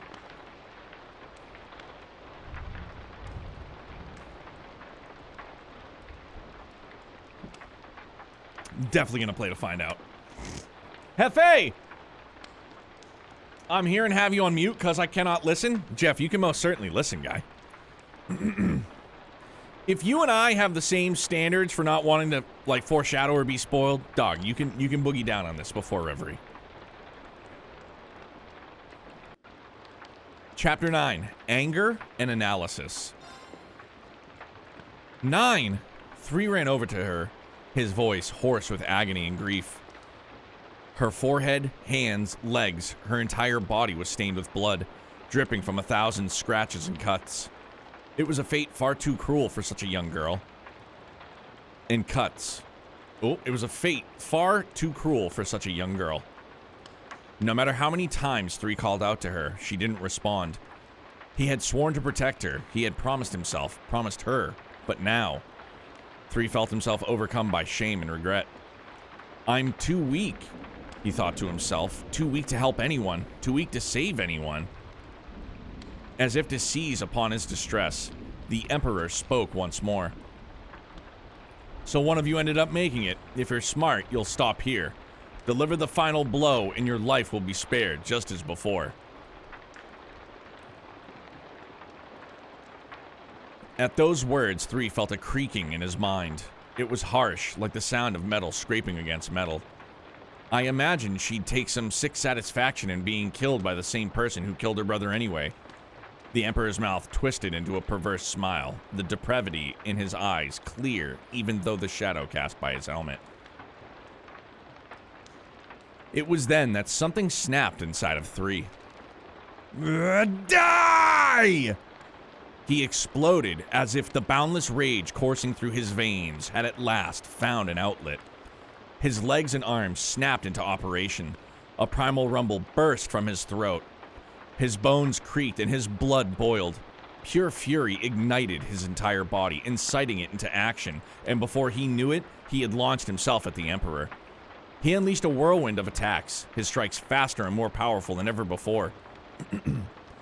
The Emperor met the charge head-on, altering gravity as he went, but 3 adapted to each shift almost as fast as they came. His body was running on pure instinct, sharpening his senses to a razor-sharp edge and giving him almost preternatural adaptability. Words. The Emperor, on the other hand, found himself working harder and harder to handle Three's hail of blows. He managed to block the oncoming strikes, but his attacker showed no sign of slowing down. Like a wild dog, the Emperor sneered. A tool without a will of its own is a useless thing, to be sure, but seeing you foaming at the mouth like this is pathetic beyond measure. You truly are fated to die as you lived, a mere thing. Even in the face of Three's enraged onslaught, the Emperor had hardly taken any damage at all. He still held all the cards. Three was little more than an annoyance, like a flea biting a wolf. Three's thoughts bubbled back up to the surface. He found himself remembering something Nine had said. It was his natural sense of composure that allowed him to recall such a timely memory. Composure he did not possess 3 years ago. He continued to let his anger drive his body, but maintained a calm mind, not allowing his thoughts to slip away in his rage. He could have stopped himself at any time, but found his current rage beneficial, and wielded it ably, as though it was simply another weapon available to him. Three himself was aware of this, but such an ability to not only control one's emotions, but turn them into power was rare indeed. It was a skill that did not come easily to even the greatest warriors. Yet Three had managed to master such a complicated concept at this young age. Armor that absorbs the force imparted by attacks the moment they are received. That was how Nine had described the Emperor's armor. Sure enough, just as she described, no matter how many strikes Three launched, nothing seemed to get through. It was then that realization dawned on him. If the armor was immune to external force, then what he needed to do is introduce internal force. Anyone else may have given up on this point, but Three could scarcely imagine a more suitable target for his unique skills. Fucking A, man. He combined his blades into one, squaring off against the Emperor yet again. The defining characteristic of Three's weapons was their ability to internally induce an arts-based explosion in their target. To do so, he needed to strike the same point with each blade separately and then a third time in their fused form. By this point, he had already landed a number of hits on the Emperor's armor, and luckily for Three, a decent amount of those hits overlapped. All that remained was the final step in the process, making contact with those intersecting points using his fused sword. Three attacked the Emperor with the same rage and power as before. This time, though, he failed to land a single hit. He was just a hair's breadth off every single time. The first steps in his weapon's process were relatively simple. He needed to land a strike with each weapon, creating two perpendicular lines that would paint a target for the orbment. The next part, however, was far more difficult. He needed to use the fused blade to hit the precise point where the two lines intersected. This was a much smaller target area, making the task that much more demanding. Still, Three was confident in his aim and knew he had the dexterity to pull it off. In spite of his skill and confidence, however, he continually found himself failing to land the decisive hit. The Emperor cackled in delight as he watched Three struggle. To him, Three's plight was nothing short of pure comedy. "I know my tools inside and out," he said, a dark grin spreading across his face. "Your methods of attack, how your weapons work, I understand these things even better than you." As if proving the Emperor's point, Three's next attack fell short as well. The Emperor launched a counterattack with his staff, swung at the perfect angle. Three had figured out his foe's tricks. Right before each of his attacks would land, the Emperor would make a subtle change to gravity. His timing was exquisite, and the trick was executed in such a way that Three had no time to correct the angle of his sword. Further, the gravity wave emitted by the Emperor's scepter did nothing at all when it failed to connect, but if it did, the resulting damage would be enormous. Thus far, Three had been able to evade or turn away each incoming swing, but he knew it was only because the Emperor was allowing it. He had yet to land a single effective attack, and the wear on both his weapons and his own body was steadily mounting. The outcome of the battle seemed clear, and by all appearances, there was nothing that could change its course. Thanks to his impeccable defense, the Emperor was nearly unscathed, whereas Three was barely holding on, looking more and more like he could collapse at any moment. In between clashes, a momentary calm settled over the battlefield. As 3 was weighing his options, a voice broke the silence. It was a lazy drawl, one that 3 had heard many times over the past year. Oh my god! Like, even just in reading it just gives me fucking chills. Analysis complete. 9 struggled to her feet, looking as though she could fall back down at any moment. How the Emperor's genius shock escaped his mouth in a low hiss. 9, you're okay, 3 exclaimed. At once he understood what had happened. 9 hadn't fallen unconscious. She had simply feigned doing so in order to analyze the Emperor in secret. She had given 3 no indication of her plan whatsoever. After all, had she done so, the Emperor may very well have caught on to her plan.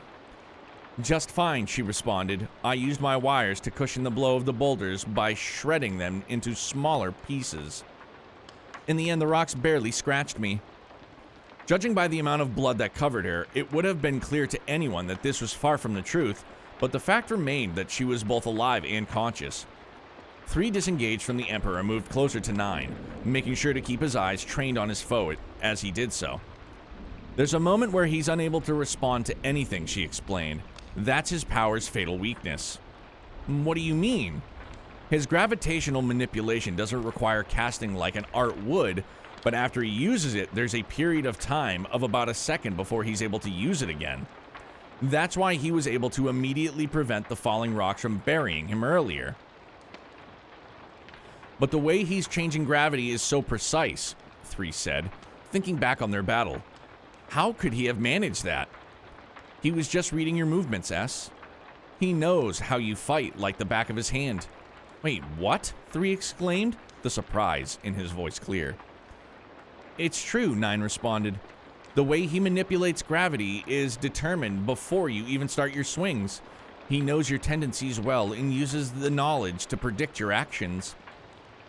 Is that even possible? Asked 3, his mind racing. It is, unfortunately, 9 responded. And he's not using an artifact for it either. His mind just works that quickly.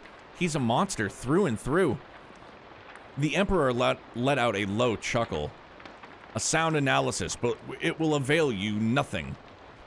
I know your techniques inside and out, the same speed, the same power, the same angles. Each and every time. There's no way you can possibly undo years of habits we so painstakingly drilled into you. 9 looked up at him knowingly. Right, he responded. Let's end this. The duo nodded in agreement and turned to face the Emperor once more. 3 charged at him again, renewing his previous assault. He raised his sword overhead, attacking at a high angle. The Emperor dodged it effortlessly and sent forth a counterattack. Their deadly dance continued as before, but as things were, both sides knew where it would ultimately end. The Emperor sensed an incoming attack and prepared to manipulate gravity. Just as he predicted, 3 attacked a half step faster, aiming for one of the spots his armor had been previously marked. As the sword raced towards its target, gravity shifted and the sword's trajectory was altered. Despite this, it somehow continued on its original path regardless, as if the altered gravity had been predicted and compensated for. Impossible, the Emperor muttered under his breath. He hastily jerked his body out of the blade's trajectory, with hardly a second to spare. 3's movements had changed somehow. As the Emperor mulled the changing situation over, 3's next attack came speeding in. The Emperor again predicted the speed and trajectory and manipulated gravity accordingly, however. Boom! A muffled explosion rang out, and the Emperor felt his armor crack in pain course through his left arm. Boom! What? Another flash. Boom! His right leg was now damaged as well. The Emperor was at an utter loss. Had 3 managed to correctly predict his spatial manipulation? How was he suddenly able to alter his strikes to compensate for the gravity? Had the analyzer been analyzed himself? Cursing 3's name, the Emperor thoughts grew frantic. As he desperately looked around for a clue, he realized what was actually happening. He glimpsed a number of barely visible cords extended from 3's body. Naturally, 9 stood at the other end, controlling them. She wasn't pulling him to and fro like a marionette, but was instead nudging his attacks slightly, guiding his direction, timing, and angle to create the perfect strike. Fucking A, man. The Emperor may have been predicting 3's attacks and making adjustments, but 9 was doing the same to him in turn. It was her guidance that allowed 3 to score direct hit after direct hit. Her superior intellect, of course, a major reason this was possible, but her relationship with 3 was their true secret weapon. The two knew each other better than anyone in the world, which allowed her to predict his reactions and movements with incredible accuracy. She used her natural understanding of her partner to help him adapt to his combat style to fit the situation at hand. In that sense, the secret behind the upper hand they had suddenly gained was as simple as could be. "You little bitch," the Emperor let out an enraged growl, laced with bitter hatred. Neither 3 nor 9 had ever seen him like this before. He tried to launch the same rocky onslaught at 9 that he had before, but found himself bereft of munitions? Bereft. He could not be sure when it happened, but at some point the duo had led him to a different part of the area, one where he could no longer weaponize the terrain. With furious bloodlust, he lowered the gravity near him and rushed at 9.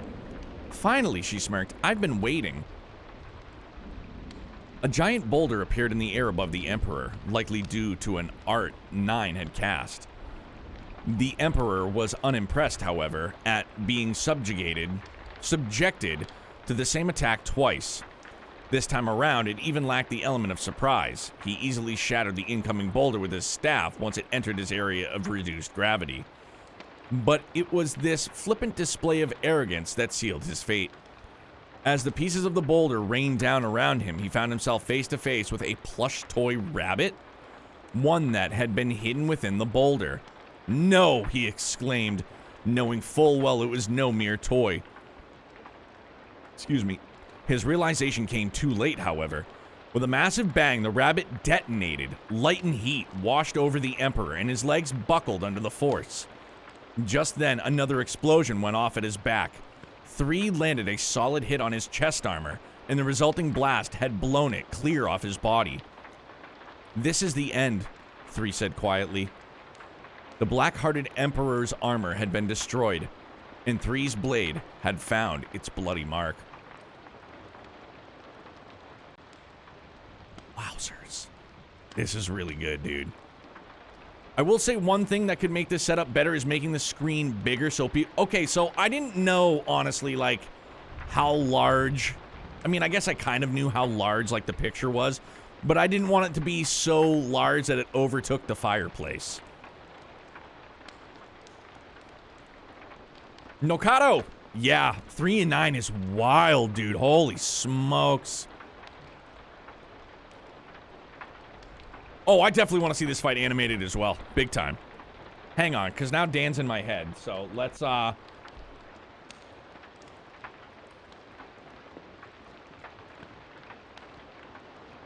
Thanks, Dan. You got in my head. I hope you're happy.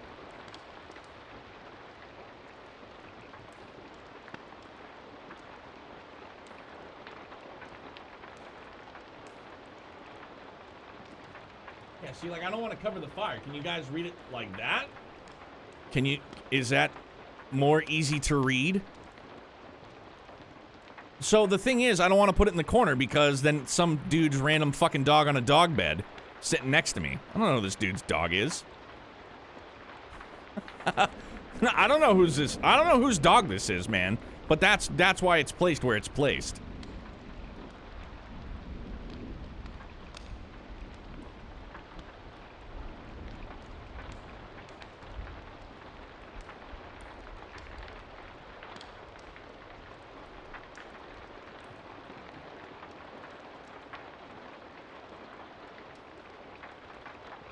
So, that is how it will remain. Okay. Golly. Oh, shit. I gotta fucking... Gotta get back in. Oh! Okay. Holy smokes. Chapter 10. Man, this is it.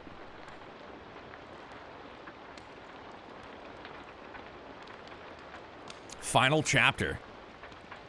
Chapter 10. S and N. The Emperor had fallen to his knees, 3's sword protruding from his chest. He looked up at the sky and gave a dry, bitter laugh. Found some humor in your end, have you? 3 asked. To think you two would best me, the Emperor said, his voice weak. I admit it. I underestimated you. You are by far the most powerful tools I have ever had the pleasure of owning. Enough. We're not your tools any longer, 3 said, gripping his sword, preparing to silence the Emperor forever. So he thought to himself, the moment to kill had come, yet again. The thing he hated most, the thing he would never grow accustomed to. Things were different this time, given that the man who stole away his humanity in the first place now sat at the end of his sword. But that didn't stop 3's hand from trembling. S, 9 said gently, moving closer. We'll do it together, okay? Her typically light and relaxed expression was now serious and sincere. Okay, 3 responded. This was it. The moment where the two would put their tragic past to rest. 9 placed her hand on 3's, steadying his weapon. Her warmth abated his trembling ever so slightly. They moved to raise the sword together. In response, the Emperor spoke once more. Every arch of your path thus far has been stained with blood, just as the rest of your lives shall be. Your fates are immutable. Kill or be killed, control or be controlled. You will end up no different than I. We will ever be one and the same. You're wrong, said 9. We're no longer anyone's tools, and will never force anyone to be ours. After this, we're done, said 3. You're the last person we're ever going to kill. The two took a deep breath and spoke in unison. Farewell. Off in some far-flung region of Calvard, a horse-drawn carriage plodded along. Aside from trains, most terrestrial transportation had long since switched to orbital cars, so such an old-fashioned model of travel was a rare sight to see. The more rustic method did have its certain undeniable charm, however. A boy drove the carriage while a young girl of about the same age lazed about within. It makes you wonder how he got that way, the boy said, thinking back to the Emperor's face. The one that had been obscured by both cloak and helmet.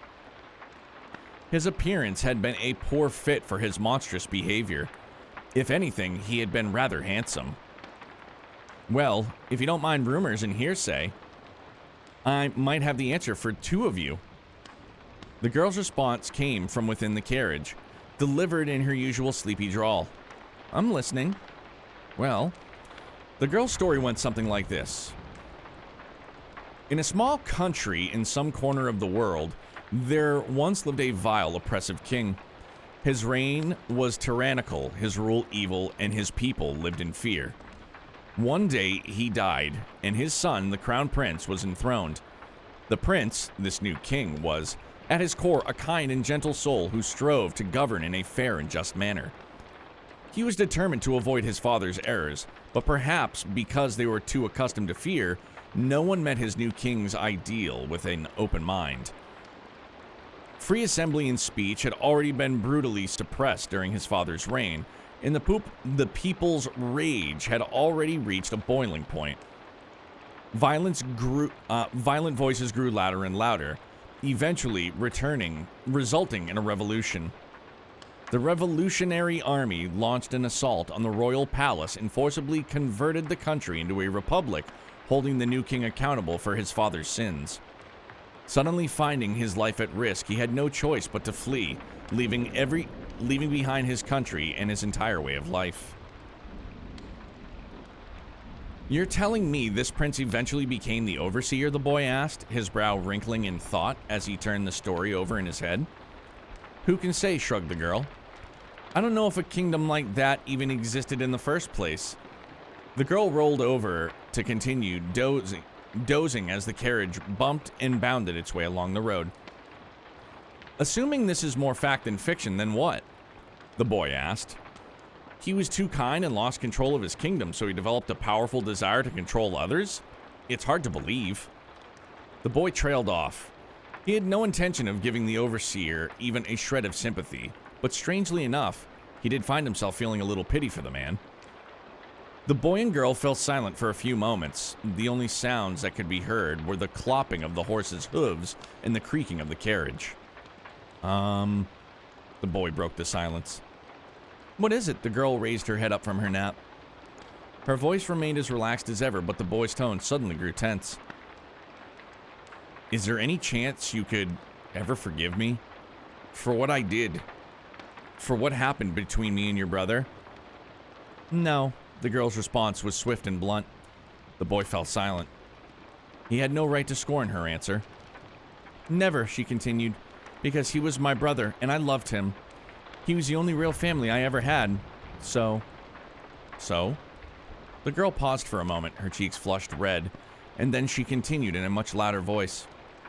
So if you want me to forgive you, you can't ever leave me. We need to stick together through thick and thin, you and me, N and S. The boy smiled, his fear, a moment ago, having left him. Of course, we'll always be there for each other. I'll have your back and you'll have mine. The girl could barely contain the emotions swelling in her chest at this point. Unfortunately for her, the boy continued talking. I'll do my best to fill his shoes from now on, and that includes making sure you get the education you need to grow into the best person you can be. This was, in fact, not the answer the girl had been looking for. I'm not talking about education, she exclaimed as she started violently shaking the carriage in frustration. But what could be more important? Hey, calm down. This thing can't take too much more abuse. It's rickety enough as it is. If you make it fall apart, we'll have to walk the rest of the way. The girl settled back down, still not fully satisfied with his response, but resolved to leave things before the moment. The topic changed again. So any ideas? For the time being, their plan was to head to Le Burle or Le Mans, just as the boy had initially planned. But where to from there? They had yet to give it much thought. They knew they would be pursued by any number of people from the organization. Despite this, the two knew that as long as they stuck together, they'd find a way to manage. For the moment, they reveled in the idea of an unknown future, a new path to tread that was all their own. In any case, we'll need to find some kind of work, the boy said. Anything in mind? Well, he mused, a confident smile growing on his face. When we consider our skill set, how about something in theater? Not on your life, the girl swiftly retorted. Think about it, S, you're a terrible actor. Hey, I'm not that bad. And I'm sure a play would be way less pressure than an assassination mission. A tad deflated, the boy sank back into his seat, but then threw out another idea, one somewhat more plausible than the last. I know. How about we become bracers? No way, the girl rejected the idea again, but with a bit less bite than before. I've heard they get super busy. No sense escaping one grave just to work yourself into another. There was also the question hanging in the air over whether the Bracer Guild would even consider taking on people with the duo's unique background. All things considered, however, it wasn't the most outlandish idea. Fine. What's your bright idea then? Me? The girl yawned. All I want to do is lay around in bed every day. Just sleep. You're ridiculous, the boy sighed. His face then lit up suddenly as he remembered something. Oh, right. What is it? Names, he said with a hint of excitement. I just realized we haven't shared our names with each other. Oh, right. N is short for Nadia. That's my real name. Mine's Swin. Huh, the girl said, hiding a small smile. So S wasn't too far off then. Pretty crazy coincidence. There was a good reason to her nickname for him. There was a good reason her nickname for him had been so close to his real name. Her brother had mentioned it in one of his letters. She had known Swin's name before their paths even crossed. After they had worked together for a bit, she decided she wanted to call him by something that resembled his actual name rather than his organization moniker. This, however, was something she intended to keep to herself. Well, in the end, you'll always be S to me, and I'll always be N to you, right? Yeah, you're right. The carriage continued its slow roll forward, as did their conversation. It was profound at moments, but otherwise silly, lighthearted, and most of all, free. The boy's name was Swin, S. The girl's name was Nadia, N. Together they were travelers discovering their newfound humanity. The end. Oh, man! This was fantastic!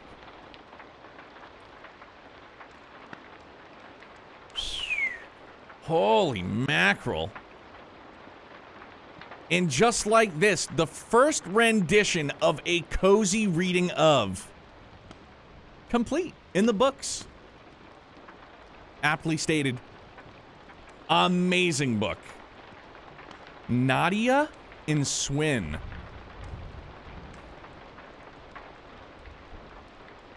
Damn. 3 and 9 was phenomenal, dude. Hey, Dark Fantasy Realms, thank you everybody for hanging out, man, and in suffering through my stuttering and stammering and mispronunciation of words. It you know, it always gets worse as the night progresses, you know. The hamster wheel starts slowing down. Thank you very, very much. Nadia makes me think of Chrono Trigger, same here. Damn, that was really good. As you can imagine from my constant prodding, it would do good to read about Swin and Nadia before Reverie, for reasons. Oh, amazing reading. I can't wait to read it again before Reverie drops. So the Emperor didn't write it. There's an explanation in Cold Steel 4 about how this book series came to be. Gamria, so long as it doesn't, like, spoil things for Reverie or anything moving forward, like... Because I've played through Cold Steel 4, we're current in the series, I mean, in terms of, like, localized over here in the West, so I'm just waiting for Reverie. We're replaying Trails from Zero right now currently, which we'll pick back up tomorrow, and then, you know, we have some other games slated for the rest of the year and to kick off next year before we get into Azure again in March. The book had a lot of really convoluted words. Neo, the book did not spoil anything Reverie-wise. Okay.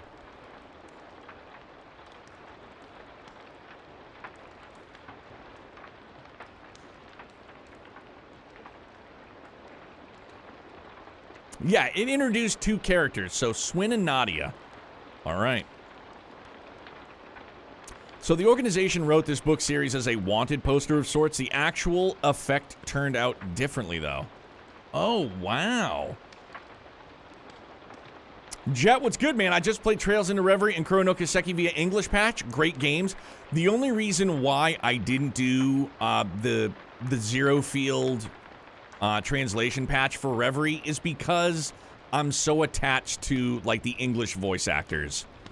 From throughout the Cold Steel arc, I've become accustomed to the English voice actors, to which I enjoy them very, very much. So that's the only reason why I haven't done Reverie yet.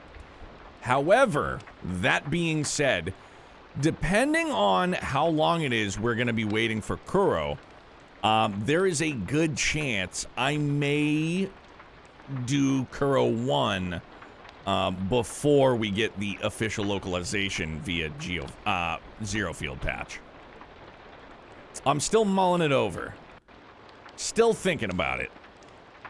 So we're just gotta take it year by year, right? Like how long we have to wait, we're just taking it year by year. With all the games you have left to play, Neo Kuro's probably slated for 2024. I'm on the 2024 fucking hype train, dog.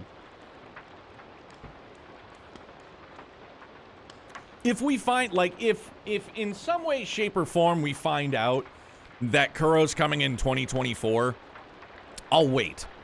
If it comes out in 2025, I don't know. That might urge me to not want to wait. But hopefully with, like, for the most part, Reverie should be just about buttoned up. If not,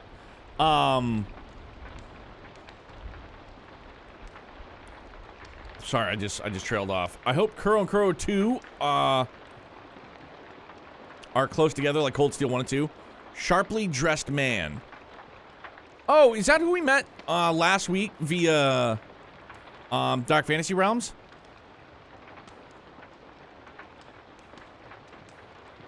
Oh, dude, it's all good, man. And I lost my train of thought, too. I brain farted hard. Go figure. Holy shit, man. It's 12:20? Good for us.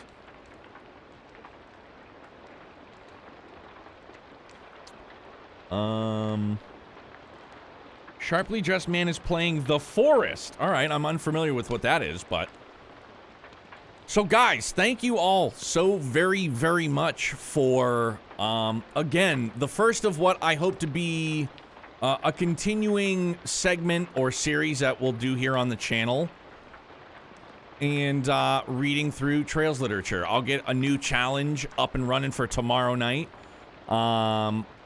I tell you what, before everybody dips out, can one of the mods, can one of you set up a poll, and we'll vote for, we'll either do Carnelia or Red Moon Rose as our next read-throughs. I think that'll be a nice way to do it. We can set up a poll. We can do, vote for a poll at the end of whatever book it is we're reading, and then we'll set up how to do, or we'll set up what book we're gonna read next. Yeah, Ethan, so Dark Fantasy Realms recommended him to us the other night, and we actually rated him. Those hands up, gonna have to leave that one to you. I don't even, honestly... Oh, there we go. It's been handled. Thank you very, very much. She goes, throws hands up. What do we do? Man, I tell you what, though, looking at this background, I legit would love to just be chilling by that fireside, Walter on his dog bed, me just chilling in the chair.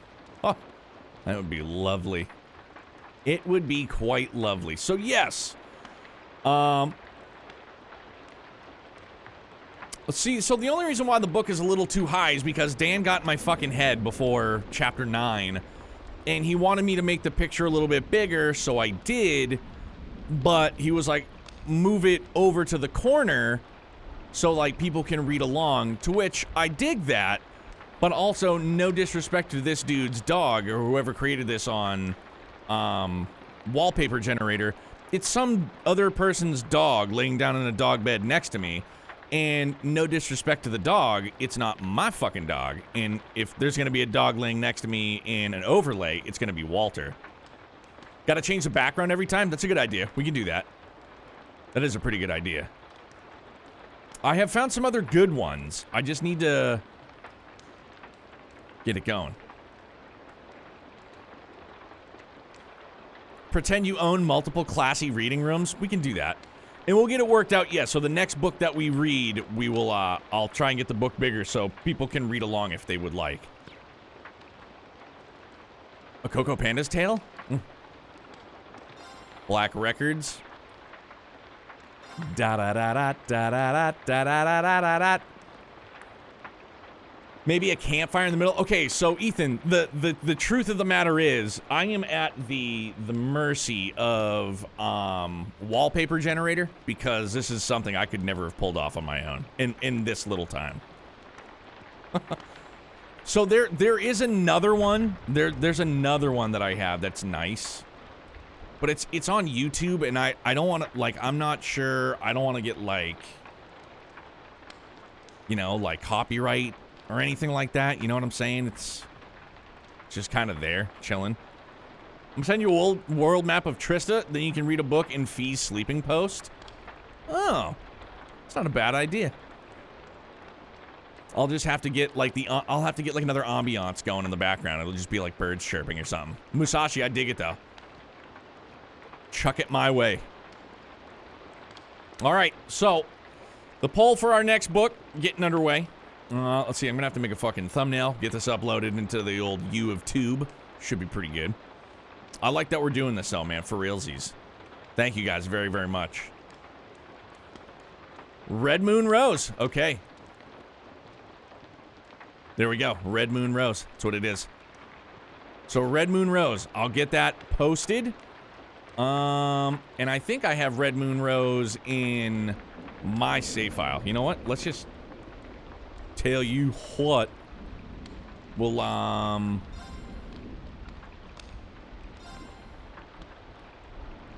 let's take a little peeksy poo. Hey, gang.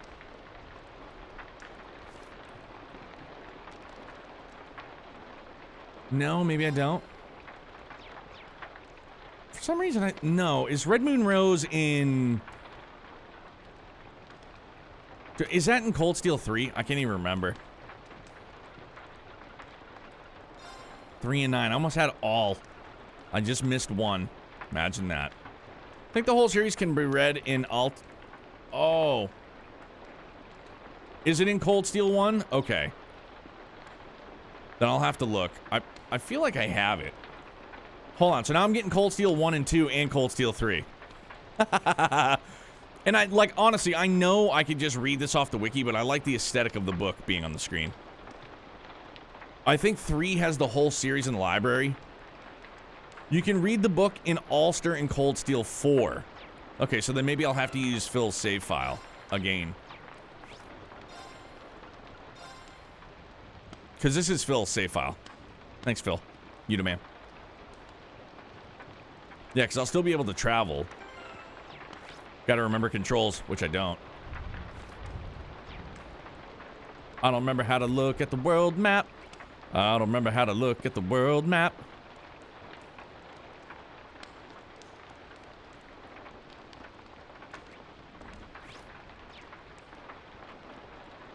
How do I even... Aha!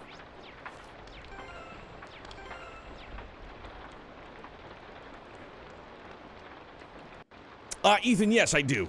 I do. Okay. Hey, Reen, I've missed you, big guy.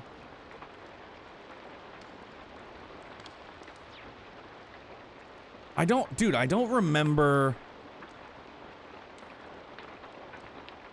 But isn't there a way to just look? Oh, yeah, I'd probably have to talk. Oh, complete any final special ops missions. That's what it is.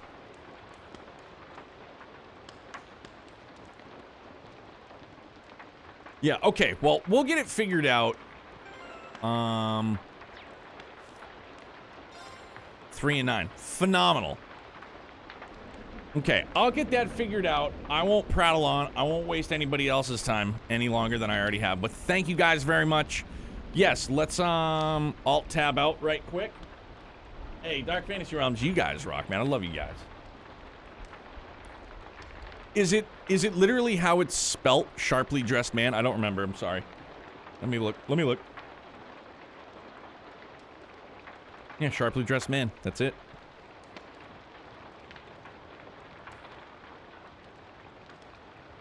All right, so we're gonna hand things over to...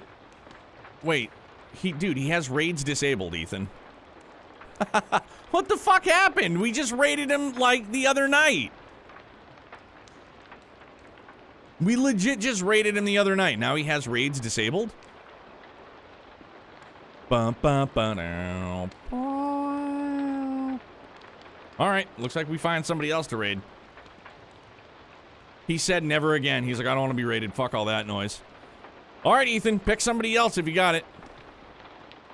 Mahalami? What is Mahalami playing? Curiosity. Yeah, I know Feb is on. I'm going to leave it up to Ethan, though, because he used all them channel points, so I want to...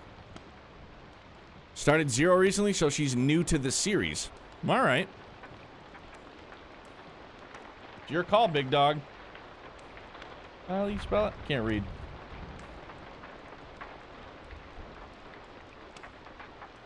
All right, so Mahalami, I guess, is who we're going to go and meet.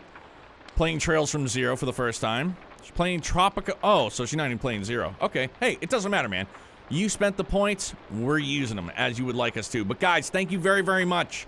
A fantastic Saturday night. A fantastic, cozy reading of 3 and 9. But I enjoyed doing this very, very much. So thank you guys for watching. Thank you guys for being here. I love you guys. Have a great rest of your morning, your night, day, whatever it is for you, your time zone. And we'll see you back here in a couple of hours, right? We'll see you tomorrow night, hopefully. All right? Be good. Stay excellent. I love you guys. Bye, guys. Thank you so much.